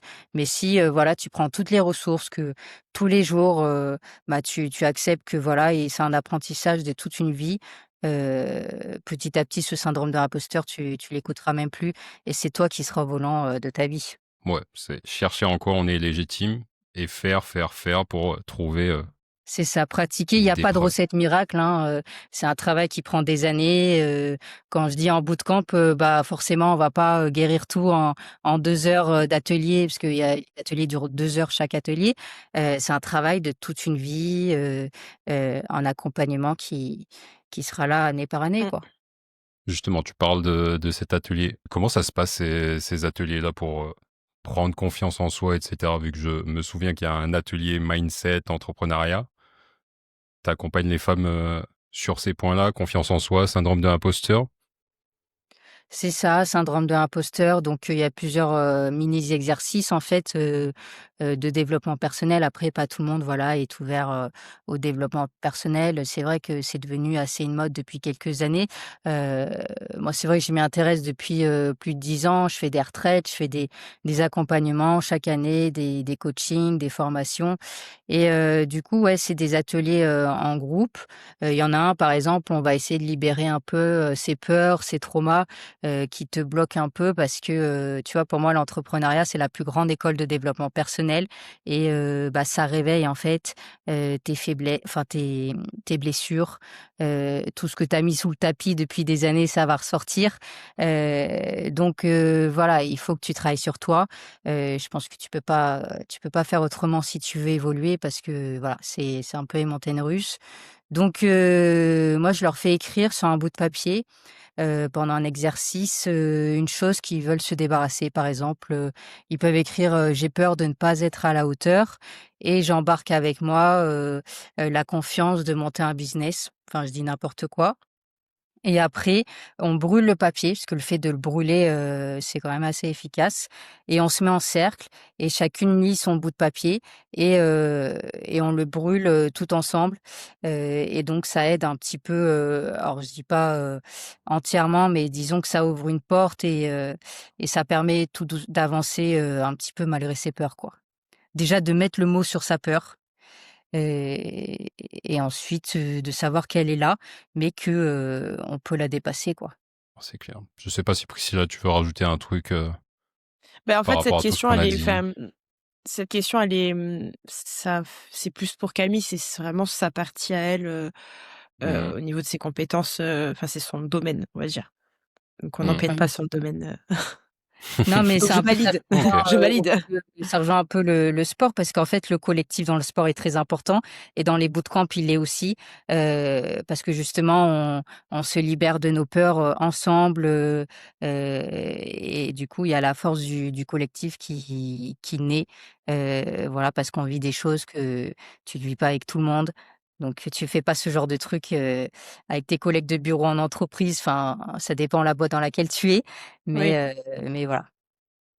Ouais, il y a une notion de confiance à avoir aussi En l'autre, dans le groupe s'ouvrir, pour. accepter de s'ouvrir Mhm. et oui, le groupe va t'aider, je vois, il y a des badass, elles ont des liens entre elles, elles se voient en dehors de nos événements, elles font des échanges, elles s'apportent énormément et elles ont créé du lien, grâce au bootcamp, grâce aux afterwork, voilà.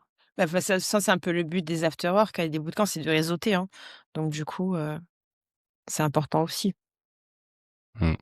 C'est clair que la force du groupe, on a souvent Mmh. tendance à le négliger, mais c'est hyper puissant. Ok. Du coup, là, on a parlé de confiance en soi, de comment avoir mieux confiance en soi. On a parlé de comment de plus avoir peur du regard des autres, du syndrome de l'imposteur. Admettons, une femme, elle se dit, OK, j'ai plus peur du regard des autres, j'ai pas le syndrome de l'imposteur, je veux me lancer. Mais là, elle arrive sur les réseaux sociaux pour trouver des prospects, trouver des clients. C'est quoi les erreurs les plus fréquentes que vous voyez pour, en particulier, une femme entrepreneuse qui veut avoir des clients et des prospects sur les réseaux? Alors les erreurs les plus courantes, ça concerne aussi les hommes, hein, je pense. C'est que quand on se lance, on essaye, voilà, on l'a un peu évoqué tout à l'heure, c'est de parler à tout le monde. Et forcément, bah, enfin, en faisant ça, finalement, tu vas toucher personne. Donc ça, c'est la première erreur. La deuxième, ça va être de poster pour poster. On va pas forcément chercher à avoir une intention claire, dans son post, dans son message. Donc du coup, le post, il va passer un peu à la trappe.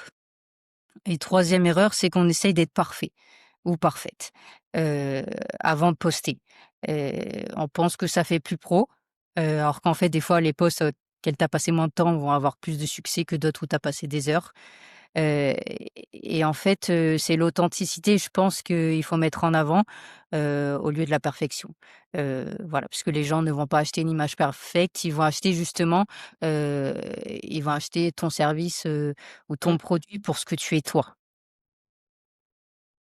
Ok. Donc ouais, c'est les 3 erreurs qu'on peut voir, je pense, le plus souvent. Ok. Du coup, si il y a ces erreurs-là, et ça serait quoi vos trois meilleurs conseils en évitant ces erreurs, bien sûr, mais ça serait quoi vos trois meilleurs conseils pour créer du contenu qui attire vraiment des clients sur les réseaux? Alors je vais parler de façon très généraliste parce que forcément, chaque secteur d'activité est différent. On va pas Mhm. communiquer de la même façon, dans un secteur plus institutionnel. Mais je pense que la première étape, c'est de, définir ta cible, et de la comprendre. Il y a beaucoup de personnes qui sautent cette étape-là alors qu'elle est super importante et en fait, il faut se poser tout un tas de questions. Il faut pouvoir, avoir un profil de ton, client idéal. Tu vois? Se Mmh. demander, qu'est-ce qu'il consomme, comme média, comme produit, quelle marque il consomme, quels sont ses déclencheurs d'achat, quels sont ses freins aussi d'achat, quelles sont ses habitudes, à quelle heure il se connecte sur les réseaux sociaux. Enfin voilà, toutes ces questions, faut se les poser et avoir vraiment un profil détaillé pour ton client idéal et pour gagner du temps, bah, aujourd'hui, on peut utiliser l'IA, tu vois, pour générer tout de suite ses réponses. Mhm. Donc ça, c'est la première étape. Une fois que tu as bien ta cible, faut mettre en place une stratégie avant de te lancer sur les réseaux sociaux. Chaque post doit apporter une valeur ajoutée. Tu vois? Chaque post doit pouvoir répondre à une problématique de ton client, doit pouvoir rassurer, éduquer ton marché. Parce que ça, c'est important. Ton marché, il sait pas comment ça fonctionne, il sait pas pourquoi c'est important de l'utiliser. Il faut aussi créer du lien dans tes posts, un lien émotionnel. Donc voilà, il faut pas forcément chercher à parler de la marque, mais montrer comment la marque est indispensable dans la vie du consommateur, publier des témoignages, des éléments de réassurance, tout ça.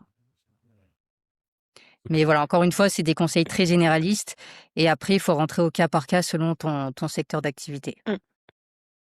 Si je résume, vraiment étudier le profil type de la personne que tu veux atteindre et aider, avoir vraiment la stratégie et des posts de contenu qui va éduquer, qui va aider la personne, qui va lui expliquer euh, en quoi on peut les aider, en quoi c'est important pour elle de s'abonner. Euh, je sais pas si j'oublie quelque chose, mais c'est ce que j'ai retenu, moi. C'est ça, mettre en avant l'authenticité vraiment, voilà, plutôt que la perfection. Mmh. Ok, bon. Bah, déjà, merci pour ces réponses-là. Là, j'aimerais bien passer à un sujet cher à mon cœur, c'est-à-dire l'hygiène de vie, l'énergie, la santé, le bien-être, et un peu apprendre vos routines, de comment vous prenez soin de vous, tout simplement au niveau de votre bien-être mental, physique, de votre santé, de votre énergie. Du coup, savoir ce qui vous aide vous dans la vie pour mieux performer et vous sentir mieux.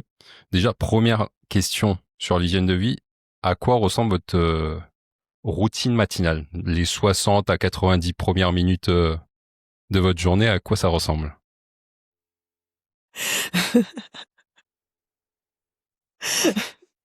Qu'est-ce qui se Tu sais à quoi passe? je tu Camille, tu sais à quoi je pense? Oui, oui. Alors, bah, déjà oui, enfin, déjà j'ai du mal à me lever parce que Oui. voilà, je suis honnête, hein, parce que, bah, comme je travaille jusqu'à très tard le soir sur, des projets avec Camille et comme je t'ai expliqué tout à l'heure, je suis quelqu'un qui est beaucoup plus productive la nuit que la journée, donc du coup, je suis toute décalée. Donc je t'avoue que le matin, les réveils, tu sais, quand tu Ça prends pique. ton iPhone et tu mets répéter, répéter, répéter, ça peut durer très longtemps chez moi. Voilà, déjà. J'en étais sûr. Voilà, déjà. Après, bah, je me lève, forcément parce que j'ai pas le choix. J'aère toute ma maison. Voilà, j'ai Mhm. besoin que ma maison respire. Voilà, et moi avec. Je check, tous mes rendez-vous que j'ai dans la journée. Bon, même si je les fais un peu le soir, mais je recheck au cas où. Je regarde si j'ai pas reçu des messages, de mes clients pour savoir s'il y avait pas une annulation de dernière minute, puis ça peut arriver, hein, et parce que du coup, ça me décale tout. Ensuite, ben, je vais me doucher, je fais ma skincare, heu et comme en fait, tu l'as compris, je privilégie mon sommeil. Pour moi, c'est très important. Je préfère dormir que faire autre chose, en fait. Bah, j'attrape mon petit déj et je le prends souvent dans la voiture, en fait. En allant Ok. travailler, c'est là où je prends le temps de déjeuner, et en fait, j'en profite aussi pour, écouter des podcasts dans la voiture parce que des fois, j'ai beaucoup de routes, des fois, il y a des embouteillages et tout, donc j'essaye de rentabiliser le temps que je passe en voiture. Parfois même, je prépare mes cours dans la voiture parce que moi, je suis quelqu'un qui Ok. fonctionne à l'oreille musicale, donc bah, en fait, je vais écouter, bah, admettons, je prends un cours de vélo, mon cours de vélo, bah, comment je prépare mes cours de vélo? Bah, mes chers adhérents, je les prépare dans la voiture. C'est-à-dire que j'écoute en boucle, je sais ce que je veux plus ou moins, j'écoute en boucle mes musiques dans la voiture et je prépare mon cours dans ma tête. Je sais pas si c'est très clair, voilà. Ouais, c'est très bizarre ma façon de travailler et en fait, généralement, mais c'est la manière dont je travaille, en fait. J'ai besoin d'écouter plusieurs fois les morceaux pour savoir ce que je vais faire et du coup, après, j'arrive en cours, je sais exactement ce que j'ai pas besoin d'écrire, en fait. Je visualise, dans ma tête. Du coup, ça, c'est ta routine matinale. Oui. Et Camille, ta routine matinale. Tu vas me répondre que Heu, tu snoozes jusqu'à 9 heures. non, bah, Après, c'est vrai que ouais, pour moi, la routine matinale est super importante parce que je pense que ta routine du matin, elle va un peu conditionner ce qui va se passer dans le reste de ta journée. Donc, pour moi, c'est important, ouais, de m'écouter surtout à ce moment-là. Et effectivement, voilà, moi, je travaille aussi tard le soir. Je fais des journées, je regarde pas mes heures. J'ai mes 3 activités, donc des fois, j'ai des journées qui durent 15 heures. Euh, donc du coup, le matin, j'aime bien, prendre mon temps, m'écouter, voilà, prendre du temps pour moi. J'essaye un peu de calmer mon système nerveux parce que je peux être un peu stressée parfois. J'ai beaucoup de choses à gérer en même temps, des urgences, tout ça, de mes clients. Donc du coup, je fais un peu de cohérence cardiaque, un peu de méditation et voilà, quand tout doucement, quand je suis prête, je me mets à bosser, mais moi, j'ai pas forcément de déplacement pour aller bosser parce que tous mes clients, en consultante, communication sont à distance. C'est ce qui me permet là, je vais partir 2 mois au Brésil, j'ai pas de rendez-vous physique, j'ai que des visios, donc du coup, j'ai pas le temps de trajet. 1 fois par mois, j'ai mon petit café, où je rencontre des entrepreneurs. C'est mon petit café 1 fois par mois, je suis obligée d'y aller parce que j'adore ce moment-là. On prend un petit café, on parle de notre quotidien, avec une association et voilà et c'est des petits moments que j'adore et que, bah, c'est des choses que je faisais pas quand j'étais en CDI, fallait se réveiller vite, j'ai habité, 8 ans à Paris, fallait se lever, à telle heure, aller prendre le métro, arriver à 9h, ou avant au bureau. J'avais des horaires imposés. Aujourd'hui, je pourrais plus avoir des horaires imposés. Tu manges à telle heure, tu arrêtes de manger à telle heure. Enfin voilà, c'est vraiment génial d'avoir cette liberté-là de te dire tu es maître de ta journée, quoi. Mmh. Ok. Du coup, toi, c'est plutôt, tu prends le temps le matin de C'est t'écouter, ça, plutôt d'être au chill, ralenti. voilà. Après des fois, j'ai un rendez-vous, client tôt le matin. Bon, je le fais, hein, puisque mon client, il est plutôt matinal. Mais bon, c'est pas tous les jours, quoi. J'apprends à m'écouter. Bah, ça Mmh. Et revient à ce toi? qu'on dit toujours. Et toi? Ok, après je rebondis. Moi, bah, écoute, ça va ressembler beaucoup à celui de Camille. Je me réveille tout simplement avec sans réveil, vu que j'ai cet avantage-là. Après, je vais faire de la méditation guidée par une application de peut-être 5-10 minutes. Et juste après, ça, je voulais en parler avec toi, Camille, juste après, mais je fais un exercice de respiration qui s'appelle la respiration Wim Hof. Je ne sais pas si vous connaissez ou pas. Non. C'est, j'ai testé plein d'exercices de respiration. C'est celui qui, à la fois, ça va te détendre, pas te mettre en mode je stresse, faut que je fasse quelque chose, etc. Ça va te détendre, mais en même temps, ça va te réveiller. C'est, pour moi, c'est le meilleur exercice de respiration qu'on puisse faire le matin. OK. Et juste après, je vais faire mon petit café gras. Un petit, je sais pas si vous connaissez, ça c'est un de mes trucs un Mmh. peu bizarres de mec qui s'intéresse au biohacking, c'est du café avec du beurre. Euh, mais en tout cas, moi j'aime bien. C'est comme un café latte, mais un peu plus crémeux. J'aime bien. En plus, ça permet de tenir sans manger. Je mange rien le matin. Je prends juste ce café avec du beurre et j'ai pas faim toute la matinée. C'est génial. Et après, je commence ma OK, journée. cool. Mais ouais, du coup, je voulais revenir sur toi, Camille. Tu disais que tu faisais de la cohérence cardiaque. Pour les gens qui connaissent pas la cohérence cardiaque, qu'est-ce que c'est? Alors, il y a plusieurs, cohérences cardiaques, hein, celle qui va te donner de l'énergie, celle qui va apaiser ton système nerveux. Donc, moi j'ai appris ça avec la sophrologie, parce que j'ai essayé plusieurs thérapies, hein, l'EFT, la sophrologie. Avant, je faisais pas du tout ça et c'est vrai que j'ai un problème, moi je ne respire pas par le ventre. Et ça, c'est ma coach en prise de parole qui m'a dit ça. Parce que je fais un accompagnement prise de parole justement pour travailler l'incarnation, le ton, la voix. C'est vrai que j'avais tendance à parler trop vite, et à respirer, à être bloquée ici. Je respirais pas du tout par le ventre. Donc moi, je vais plutôt faire, la cohérence cardiaque qui m'aide à calmer mon système nerveux, à me poser, retour au calme. Pas celle qui te donne de l'énergie parce que justement je moi, c'est le contraire. Et du coup, je suis une application parce qu'il y a en fait, tu dois respirer tant de secondes, expirer tant de secondes et comme moi je peux pas compter, enfin vraiment, je préfère avoir l'application et je fais c'est auditif, tu vois? Tu suis le son et franchement, je trouve que ça fait un bien fou. Après, il faut le faire au quotidien parce que si tu le fais qu'une fois, Mmh. forcément, tu vas pas avoir l'effet. Mais voilà, c'est vraiment pas mal. Je le fais depuis, peut-être 1 an parce que sophrologie, j'ai découvert récemment. Mais ouais, c'est important d'apprendre à bien respirer, surtout quand tu es Mmh. à ton compte, que tu dois prendre la parole, donc c'est Mmh, mmh, important mmh. et on t'apprend pas forcément à bien respirer, quoi. C'est clair, Alors que ça c'est paraît la clair, base, hein, tu vois? C'est le truc pour vivre, hein, mais c'est clair, c'est clair. D'ailleurs, fait intéressant, on a, bah, justement, grâce à Wim Hof, on a mmh, découvert que la respiration, ça avait un impact direct sur ton système nerveux et ton système sympathique et parasympathique. Et tu peux soit te mettre en crise d'angoisse tout seul, juste en respirant hyper ouais. rapidement. je, je fais le mariole, mais c'est pour l'exemple. Mais du coup, d'un autre côté, tu peux réduire ton stress, euh, ralentir et revenir à toi avec une technique de respiration. Et l'un des Mmh. plus connus, c'est la cohérence cardiaque.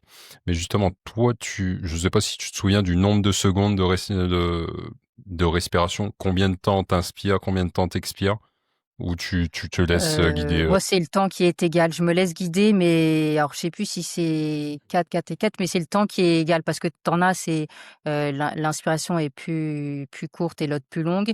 Moi, c'est égal. C'est celui qui est Ok, après, si j'ai besoin de l'autre, je change, tu vois? Selon le besoin, ce que j'ai besoin, en fait. Mais ok, généralement, moi, j'ai besoin de calmer mon système nerveux, quoi. ok. Bon, bah déjà c'est votre miracle morning, votre routine du matin, on a vu ça. Mmh. Mais quand justement quand il y a des états de mal-être, du stress à gérer, c'est quoi vos 2 ou 3 habitudes qui vont vous aider à revenir sans le stress, à revenir au calme, et cetera? C'est quoi votre protocole qui vous aide à vous remettre sur les rails? Moi, je vais m'entraîner, OK, du coup du voilà, sport. voilà. Ouais. OK. Bah, moi, on va dire, bah, il y a l'EFT, voilà, comme j'en parlais un petit peu tout à l'heure, la méditation, après il y a un exercice que je fais depuis des années de Roger Lannoy sur la confiance en soi. Pareil, quand je suis hyper stressée ou quand j'ai un événement important, c'est un exercice qui mélange visualisation et ancrage, et franchement, je le fais depuis 10 ans et bah, il a carrément changé ma vie, donc ça va être cet exercice-là. Et aussi enfin, c'était surtout quand j'étais à Paris, bah, il y avait des jours où j'étais en télétravail, j'avais 3 jours de télétravail par semaine quand j'étais en CDI et je sortais pas forcément ou tard le soir en fin de journée et j'ai pris un vélo d'appart, parce que bon, pas très agréable des fois avec, la pollution de faire du sport à l'extérieur à Paris, et puis le froid, tout ça, tu es pas motivé. Donc j'avais pris un vélo Mmh. d'appart et je l'ai toujours dans le sud et je continue de le sortir parce que comme j'ai pas le temps de trajet pour aller travailler, c'est comme si voilà, je pédalais pour aller travailler, mais je reste, chez moi. Du coup, on revient à un point commun, bouger. Bouger, C'est c'est pas ça, mal Mmh. pour, bouger, C'est ça. danser, mettre de la musique, je danse et ça me met dans une bonne énergie, ça me libère le stress, une musique voilà entraînante, qui aide à évacuer tout ça. OK. Juste, il y a un truc que tu nous as mis l'eau à la bouche et tu pas vraiment expliqué. C'est quoi cet exercice de Roger Lannoy, comment tu le fais? Il est assez puissant parce que, il y a 3 phases dans l'exercice. La première phase, c'est se rappeler un moment de ta vie où, tu as tout déchiré, où tu as soit par exemple tu as réussi à décrocher un emploi ou tu as eu un succès et en gros, tu dois te le rappeler, tu fermes les yeux et tu dois t'imaginer comment tu t'es préparé ce matin-là, dans quel état d'esprit, s'il y avait des gens autour de toi qui t'ont encouragé, tout ça. Donc ça, c'est la visualisation et il va te demander de l'ancrer avec un geste et un mot. Donc lui, c'est le mot yes avec ce geste-là.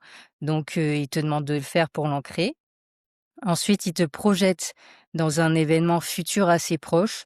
Voilà, un événement qui te fait peur, qui vraiment te fout la trouille et pareil, il te demande de t'imaginer le jour J en train de te préparer, comment tu vas t'habiller, comment tu vas te maquiller si tu une meuf, qui sera là autour de toi pour t'encourager. Tu vas t'imaginer, faire ce truc le jour J.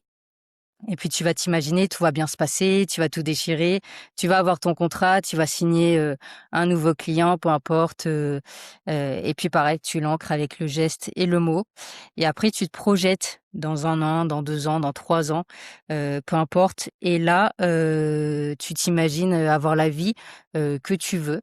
Heu, donc moi je m'imagine, tu vois, avoir fait plein de bootcamps, à travers le monde, avoir plein de femmes entrepreneurs qui m'entourent et surtout Pris à mes côtés.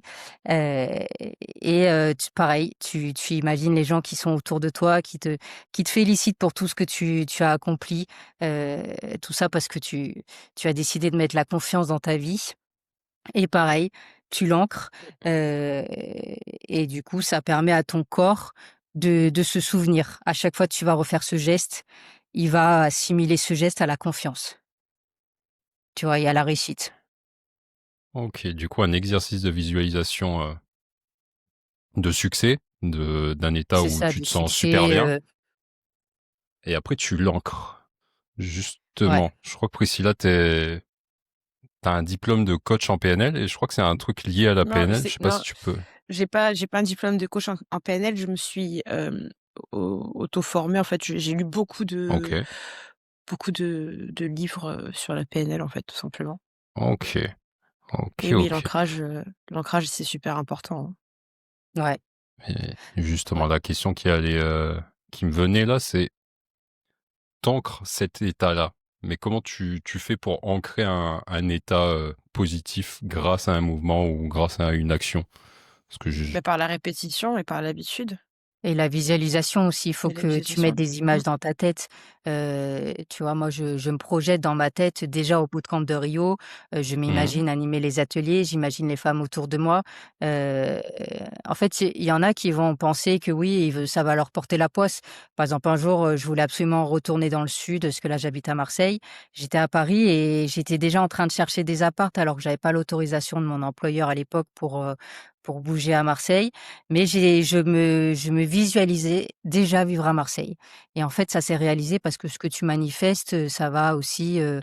hem, faire en sorte que ça se concrétise. Mais, plus tu le visualises dans ta tête et plus ça deviendra ta réalité. Exactement. OK. Du coup, l'ancrage, ça va être visualiser quelque chose, de positif, C'est Mmh. ça. des succès et cetera et à chaque fois que tu visualises ça, tu fais le même mouvement et à force de Tu le répétition, quand tu vas faire ce manifestes. mouvement OK, Ouais et je me OK, suis ren ça c'est ma coach, prise de parole qui parce qu'elle était là pendant mon bootcamp, elle a remarqué que par moment, pendant ma prise de parole de mon atelier, je faisais ce geste-là, comme ça, par moment et elle m'a dit: «Ouais, c'est marrant, tu fais souvent ce geste-là» et après j'ai compris d'où ça venait. C'est et je me rends pas compte, hein, je me rends pas compte de le faire sur le moment.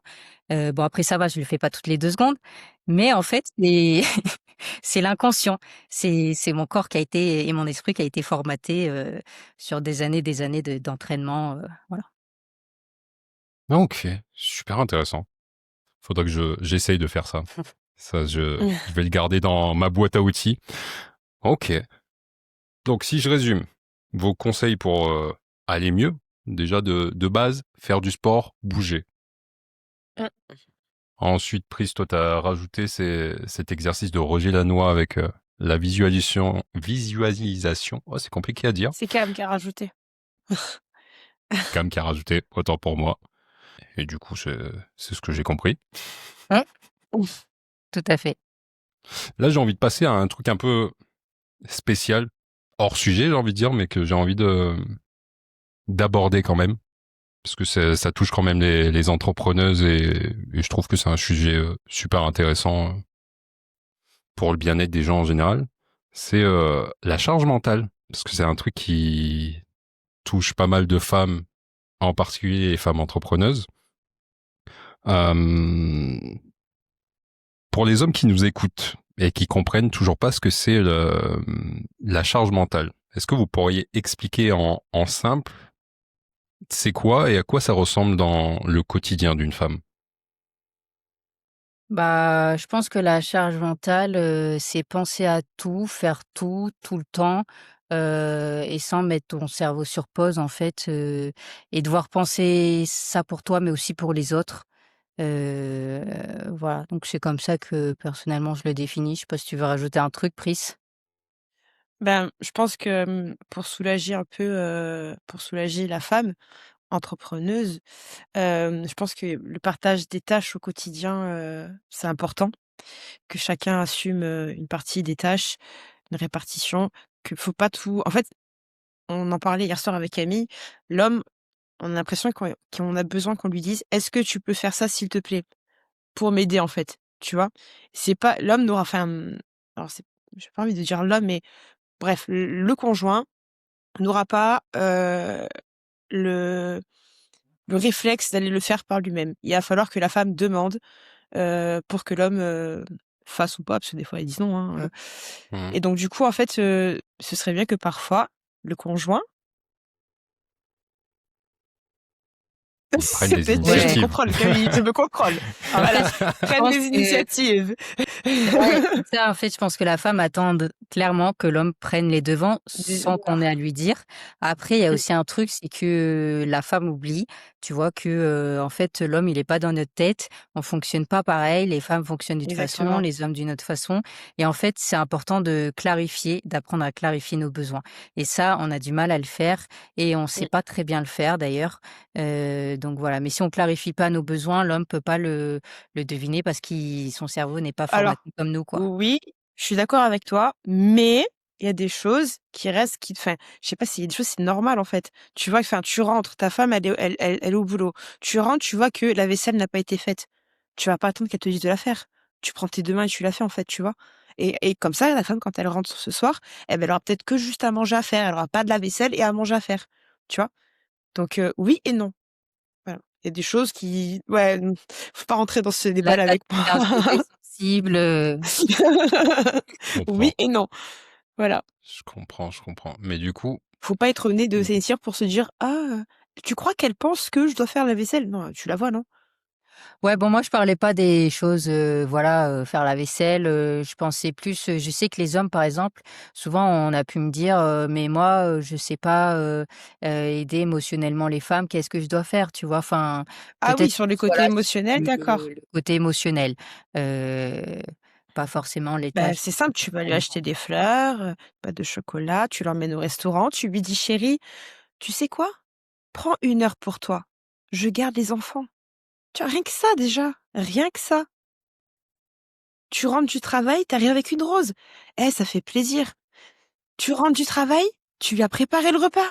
Ça fait plaisir, tu vois? Ne enfin, faut pas attendre une occasion pour faire plaisir et ça va dans les 2 sens, hein. Ah oui, clairement. Voilà. mmh, mmh, mmh, mmh. Mais des petits trucs, dire: «Chérie, écoute, samedi, je garde les gosses et va te faire un spa». Rien que ça déjà, tu vois, c'est incroyable. Mmh. Parce que ma question suivante, c'était, comment une femme ou même l'homme peut aider à alléger la charge mentale de la femme? Est-ce que c'est un travail de communication? Est-ce que c'est l'homme qui doit se Bah, dire, deviner: «Ça va alléger non, il y la a charge mentale de comme ma elle dit femme, du coup, je Camille vais le faire»? comme elle disait Camille, ça tu as la communication. Tu vois? Donc déjà, on établit les choses ensemble, donc on communique entre nous. Puis après, du bon sens aussi, tu vois? Ouais. Enfin, Ouais, mais c'est ça me quand même enfin, important de communiquer et de poser, voilà, de dire clairement: «Bah, moi, mmh, j'ai besoin de ça».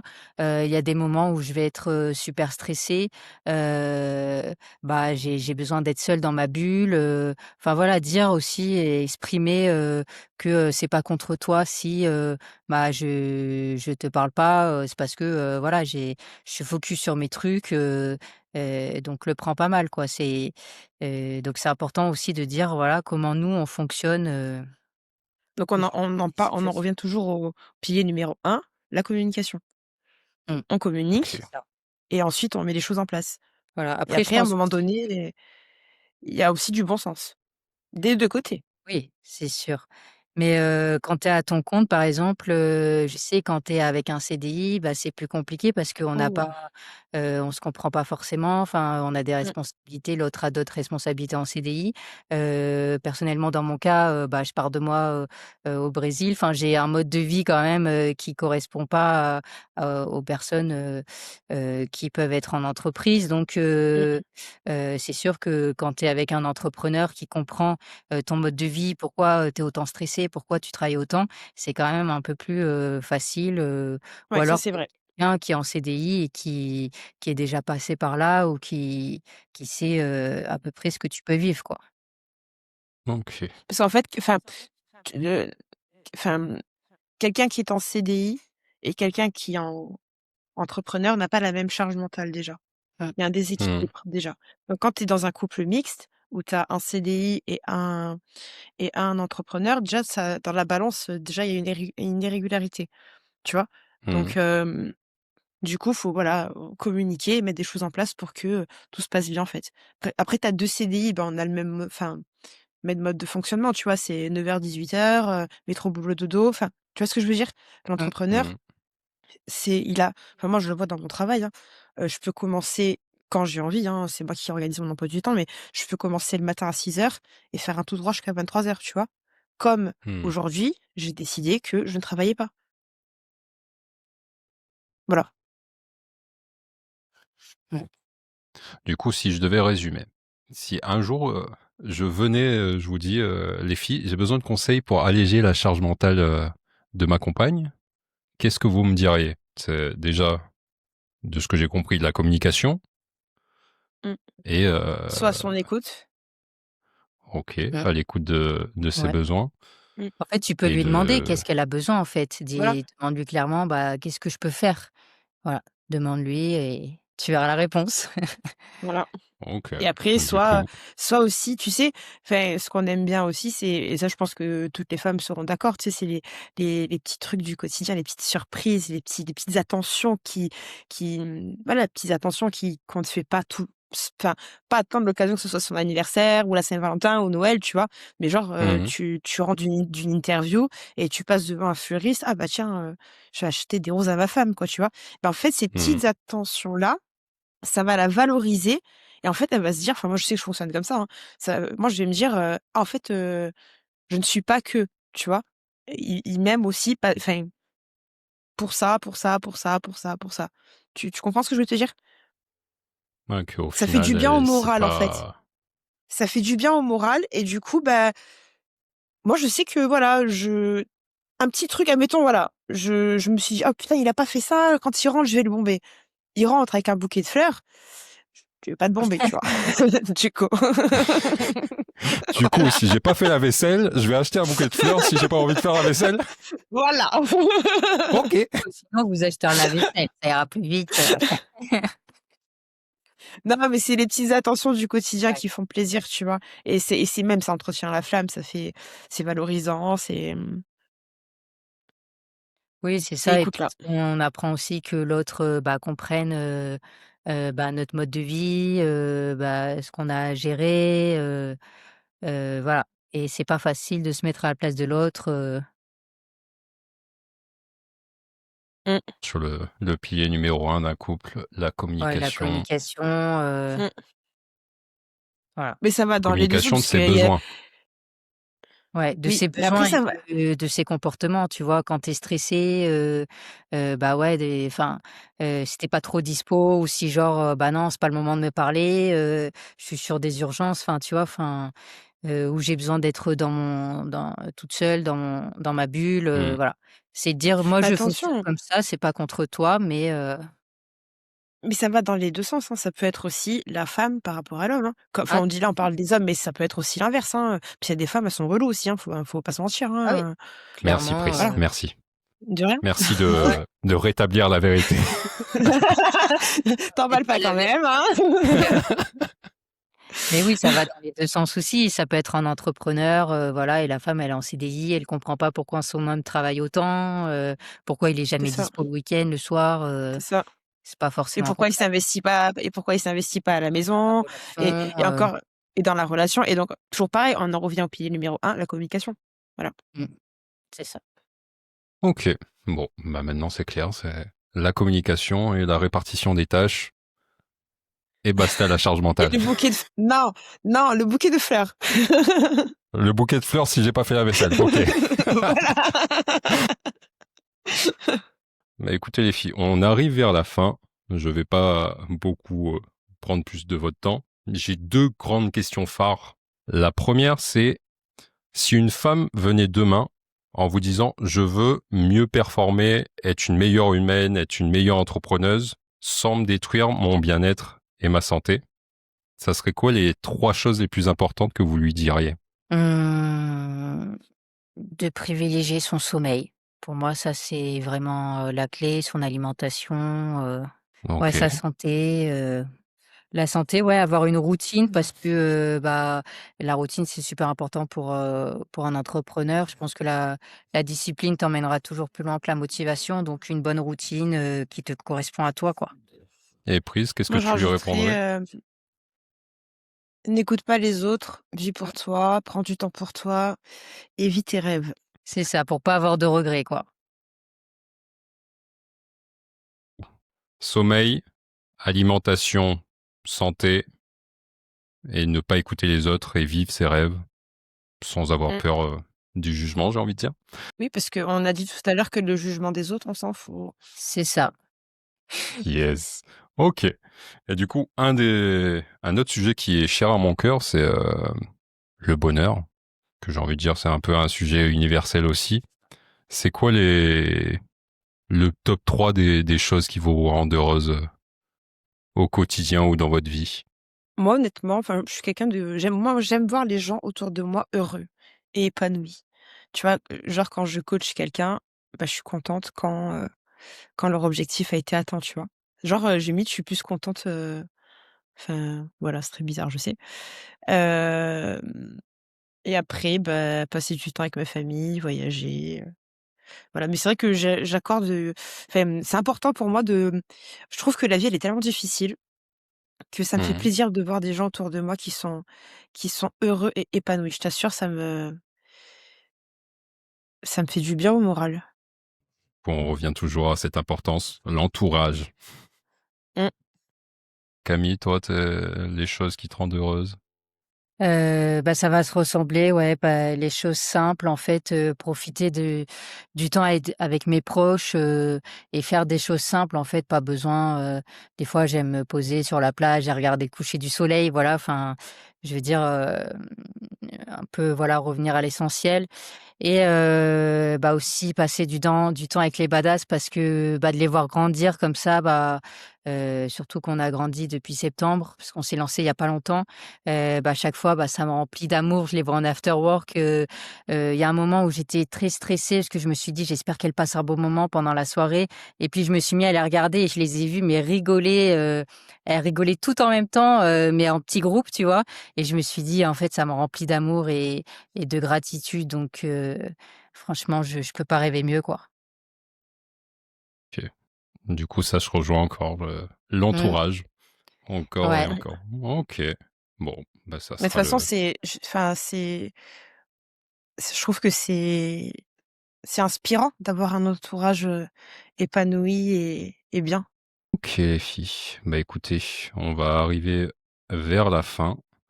Enfin, vraiment, Parfait. déjà Parce que j'aime bien les grandes questions profondes pour l'introspection, le développement personnel, etc. Si vous deviez dire un conseil ou quelque chose à votre version de 20 ans, qu'est-ce que vous diriez? Waouh! Ben voilà, je viens de te répondre. Waouh! Waouh! Ah ouais! Court et Ok. efficace. Voilà, waouh! Waouh! Mais encore, Tu veux pas développer? ça sonne bien. Waouh, waouh, waouh! C'est déjà bien, ça Un petit résume sacré badass, peut-être tu as envie de lui dire, je sais pas, ça résume beaucoup de choses. Je sais d'où je viens et quand je vois ce que j'ai accompli, waouh, waouh, je suis fière de moi. Je ne pouvais pas, espérer mieux et croire à mieux et je suis fière d'avoir, écouté mes propres convictions et de ne pas être ma de ne pas m'être m'arrêt ah mince, de ne pas m'être arrêtée aux, aux convictions limitées des autres, en fait. Voilà. Enfin, j'ai tracé ma route. J'ai envie de dire Des waouh. fois, mais c'est voilà, tu vois, waouh! on en revient au waouh. Voilà. Tu veux toujours que j'argumente. Ben voilà, waouh. Ok.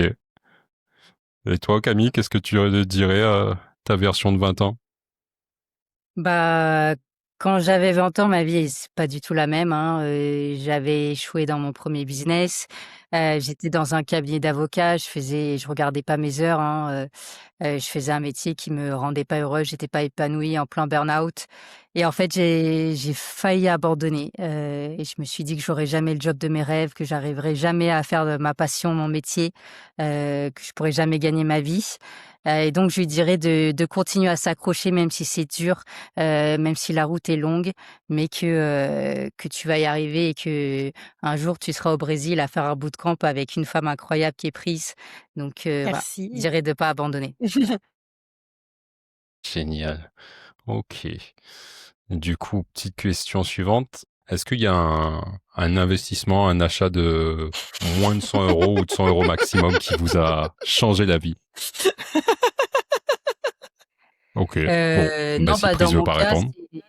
c'était ma cotisation à une association, Les Rayonnantes, je sais pas si tu connais?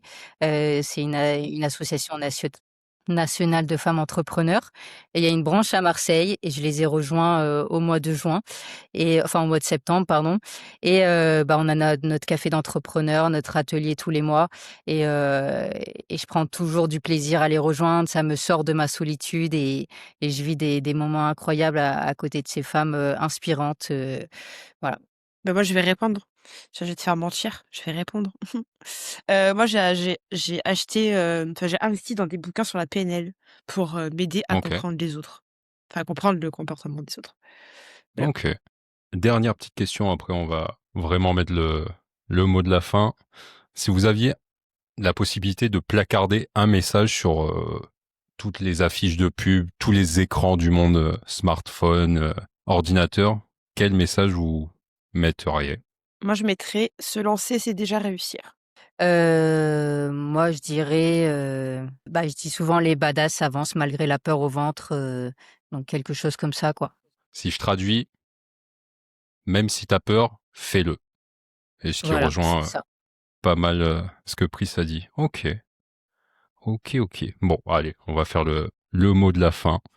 Bon, bah De les rien. filles, déjà, pour finir, où est-ce qu'on peut vous retrouver et comment on peut faire pour travailler avec vous, pour, je sais pas, être coaché, avoir des conseils en consulting, communication, marketing, ou même aller au bootcamp des badass. Mmh. Alors, vous pouvez, nous retrouver sur, Instagram, l'Instagram de Badass en reconversion et sur le TikTok de Badass en reconversion. Enfin, sur le TikTok, on va vraiment enfin, moi, je sais que de mon côté, je vais tout vlogger, tout ce qu'on va faire, à Rio et Camille aussi, je sais qu'elle va le faire et ça, je lui dirai elle le dira à elle. Et vous pouvez aussi nous suivre sur nos réseaux respectifs de Cam et moi. nos réseaux personnels, enfin professionnels, mais personnels. Et si vous avez envie d'aller plus loin, on a ouvert notre, chaîne YouTube, avec Cam qui s'appelle Le Studio des Badass, où il y a plusieurs séries dont le QG des Badass. Donc c'est là où on interviewe des femmes entrepreneuses et Camille aussi va, vloguer, son, voyage au Brésil, sur cette chaîne. Donc voilà. Et sur cette chaîne, il y a OK. aussi le QG des Badass, tu en as pas parlé, je crois? Non, Ouais, le bah si, QG enfin des Badass, c'est des interviews de femmes entrepreneurs où on met en avant leur activité, leur business. Donc OK, c'est trop des bien. vidéos YouTube en mode interview. On va lancer la première à Marseille. On va en faire, voilà, une fois par mois et on a déjà des badass de Rio qui veulent venir au QG des Badass. Donc voilà, ça sera sur la chaîne YouTube, Le Mmh. Studio des Badass. Pour tout ce qui est bootcamp, prochain bootcamp au mois de mars, je crois que c'est 13, 14 et 15 juin sur 3 jours. On en a un à Rio qui est là 14 et 15 janvier. Alors celui-là, c'est le seul qui est gratuit parce que ça fait partie de nos événements de lancement. Et pour les 1 an des Badass en septembre, on ira du coup à La Réunion, pour fêter ça, en bootcamp. On va venir te voir. Voilà. On va venir te faire et un petit hem coucou. et sinon les after-work, 1 fois par mois, à Marseille. On fait aussi des after-work lors des bootcamps. On va mettre aussi des ateliers en ligne, ou enfin en présentiel plutôt, des ateliers business, mindset, voilà 1 fois par mois sur Marseille. Donc voilà, mais surtout on peut nous retrouver sur Insta, TikTok, voilà, avec nos différents comptes, où on est assez active et voilà, je crois Et qu'on t'a accessible. dit et accessible. OK. Et j'ai envie de vous laisser le mot de la fin. Si, qu'est-ce que vous aimeriez dire aux femmes ou aux hommes qui nous ont écoutés jusqu'au bout aujourd'hui parce qu'on a beaucoup parlé? Ça serait quoi le message que vous aimeriez passer? Non, je dirais, continuez, enfin, croyez en vous, et en vos rêves et ne lâchez rien. Waouh! Courez, that's wow. Waouh! Vivez pour vous, vivez pour vous et on s'en fout du regard des autres. C'est que des bruits de fond. Mmh. Donc entourez-vous de gens, qui vous élèvent et qui Qui vous tirent vers pousse le haut. vers le haut.